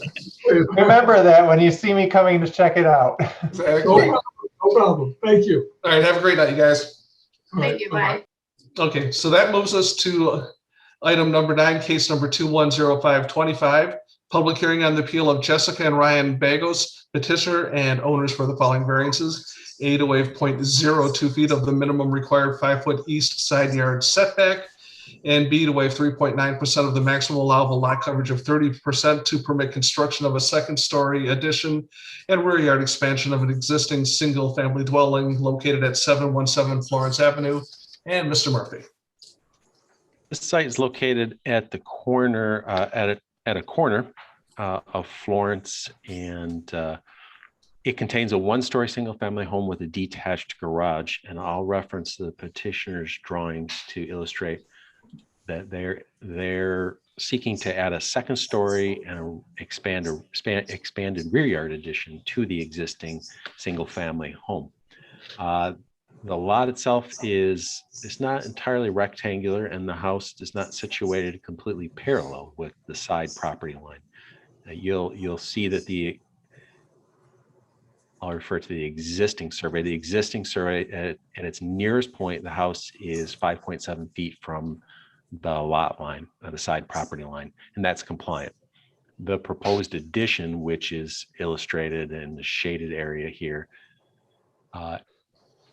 due to the fact that the house is not situated parallel to the side property line, that side yard reduces with the petitioner's expansion of the house, and in its narrowest point, the side yard setback is reduced to 4.8 feet.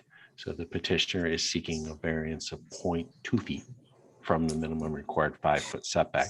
That's because they want to construct a second story and a rear yard addition that is in plane with the exterior wall, the existing exterior wall of the house. The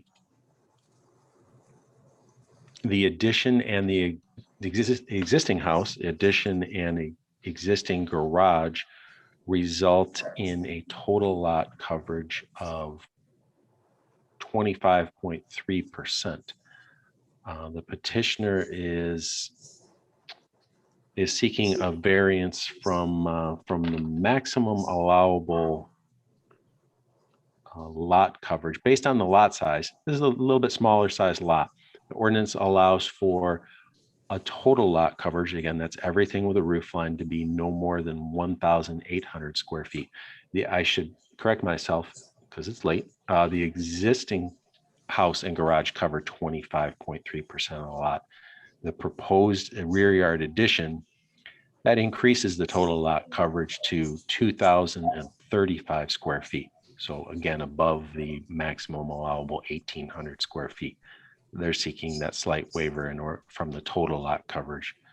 There are 6 written public comments that are included at the end of the board's online report, and the petitioner has provided more recently a petition that they circulated amongst the neighborhood for your review. Be happy to answer any questions that you might have. All right, any questions for Mr. Murphy? Ms. Zukin, please.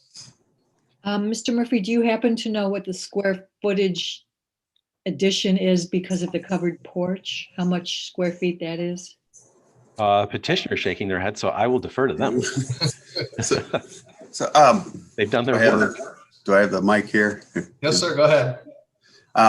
You know, I don't know exactly what but it does boil down to the covered porches. I can't tell you. It's 236 square feet, front and back covered porches. I don't remember the exact dimensions, but I looked over the plans with the architect, and the first thing that he offered me was, well, if we take off the covered porch, you don't need anything. You won't encroach upon the neighbor, and you will not be over the maximum amount on the lot. But being that I'm on a corner, I have an obligation to make something nice, right? Forgive me for the bad analogy, but it's like being on a corner lot is like having a wide angle lens on your laptop. Y'all would have to be wearing pants to the Zoom meeting. I really need a nice pair of slacks on the back of the house, right? I really want it to look sharp. I'm sorry. I wanted to thank Joe for all the help. Mr. Murphy, thank you for all the help. You gave me an awful lot of back and forth. The gesture was not wasted on me. You even directed me to watch some of these videos. I watched a couple, but I never sat through 8 of them. And I'm awfully nervous now because this night didn't go down the way the examples I watched earlier. So I thought I was going to show up before you and say, hey, I'm going to build something beautiful, and I'm really not asking for much. This is going to be easy, right? But now I'm awfully nervous about this. But look, the neighbors are all good with this. Next door where the building would encroach with 2.4 inches in that 5-foot setback. It's actually a driveway on that side of me. It's not a home. There's a driveway in between me and my one neighbor on the side here. So they actually submitted a letter last minute. And they're absolutely fine with everything we're asking for. But I'm sure you don't have a big problem with the 2.4 inches that I'm encroaching, but the 3.9%, it boils down to the covered porches. And I just think being on the corner, I don't want to throw a great big, tall, blue, flat billboard up. I would like to put a beautiful covered porch on it.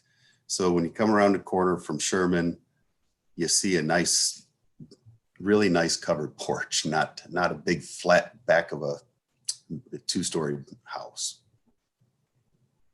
I'll circle back to Ms. Zukin's comments. I do have a spreadsheet with some of those calculations. The variance request from the maximum allowable lot coverage is 235 square feet, or 3.9%. The existing covered front porch is 172 square feet. The proposed rear yard porch is 147 square feet. That gives you some understanding of the existing porch and the proposed porch in relation to the variance request. All right. Does anybody have any questions for either the petitioner or for staff? Mr. Ofac. We deal in hardships, and unfortunately, the ordinance isn't set up for hardships based upon stuff. But what is the overall hardship of not being able to make the plan work within the, I can understand the 0.2% and I have no problem with that, but the lot coverage portion of it. But the hardship's not on me, it's on you, right? I want to build something nice for the neighborhood that fits in with these high-dollar homes that are all around me now, right? I have a 100-year-old home and I'm surrounded by these high-dollar, beautiful homes. I want something that looks nice and blends with the neighborhood. If it didn't matter to my neighbors, well, they wouldn't have signed a petition, right? They would like me to build something with a covered porch that looks sharp and not cut corners or throw something up that's cheesy, right? Beautiful home in this neighborhood, not something that's going to just fit within the confines of these rules. So I think it would behoove all of us, the neighborhood and everybody, to let me build the design that I have with nice covered porches on front and back. Mr. Moore. Thanks. When I review these materials, I don't see this as a hardship or practical difficulty of too much stuff. I see this as an expanding family and somebody who wants to add on to their home, make it suitable to their family as their sons, I believe it was twin sons, correct, are growing older, need more space. I mean, families like this who want to add on, make something beautiful in their neighborhood and genuinely want to stay in Royal Oak. It really sounds good. The amount of support from the neighbors on this was outstanding. And so with those comments, I will make a motion. Before you make the motion though, let me make sure that nobody has any other questions for either the petitioner or for staff. Yep. All right, so does anybody have any questions?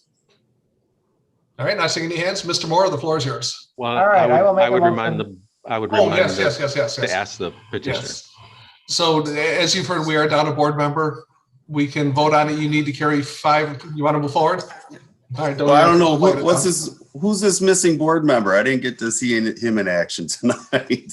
She graduated law school. She's at a graduation this evening. Let's move forward, please. Absolutely. Okay, Mr. Moore. I will make a motion to approve both A and C. A and B. Yeah, A and B. I'm sorry. We're all getting tired here. So, all right, we have a motion. And we have a second by Mr. Gavin. Any follow-up comments, Mr. Moore?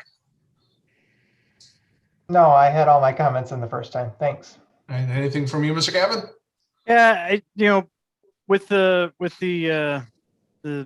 setback issue, I mean, the obvious issue is the parallelogram nature of the property. It's an odd angle, and as far as I can tell, they're just continuing the line of the building. It would look odd if they had to step it in, So I, from that perspective, I'm fine with that. And given the lot size and the how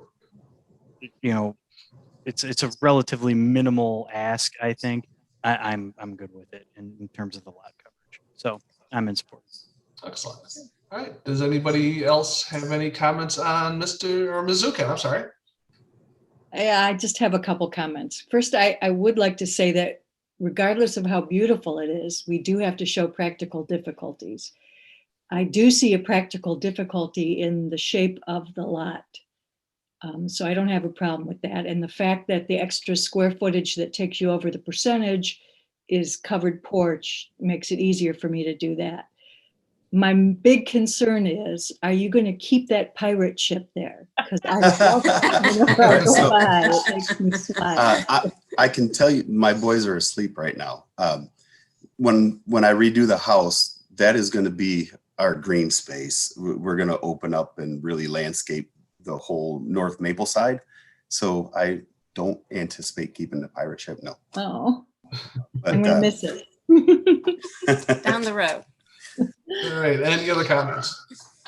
All right, not seeing any. I will call for the vote on the motion to approve both variance requests. Ms. Zukin? Yes. Ms. Robinson? Yes. Mr. Ofac? Nay. Mr. Reddy? Yes. I vote yes. Mr. Gavin, Yes. Mr. Klatt, Yes. and Mr. Moore. Yes. All right, so that motion does carry 7-1, and you're all set. Thank you very much, everybody. And thanks for your patience for staying up so late with us. We appreciate that. It was worth it. All right, good night, everyone. All right, thank you, sir. Thanks. Thank you. All right, do we have any other business for the good of the city, Mr. Murphy? All right, since I see half of our board is now yawning, who would like to make the mystery motion? All right, we have a motion to adjourn by Mr. Gavin, second by Mr. Klatt. All those in favor signify by saying aye. Aye. All right, good night, everybody. See you next month. Good night, guys. Good night. Right.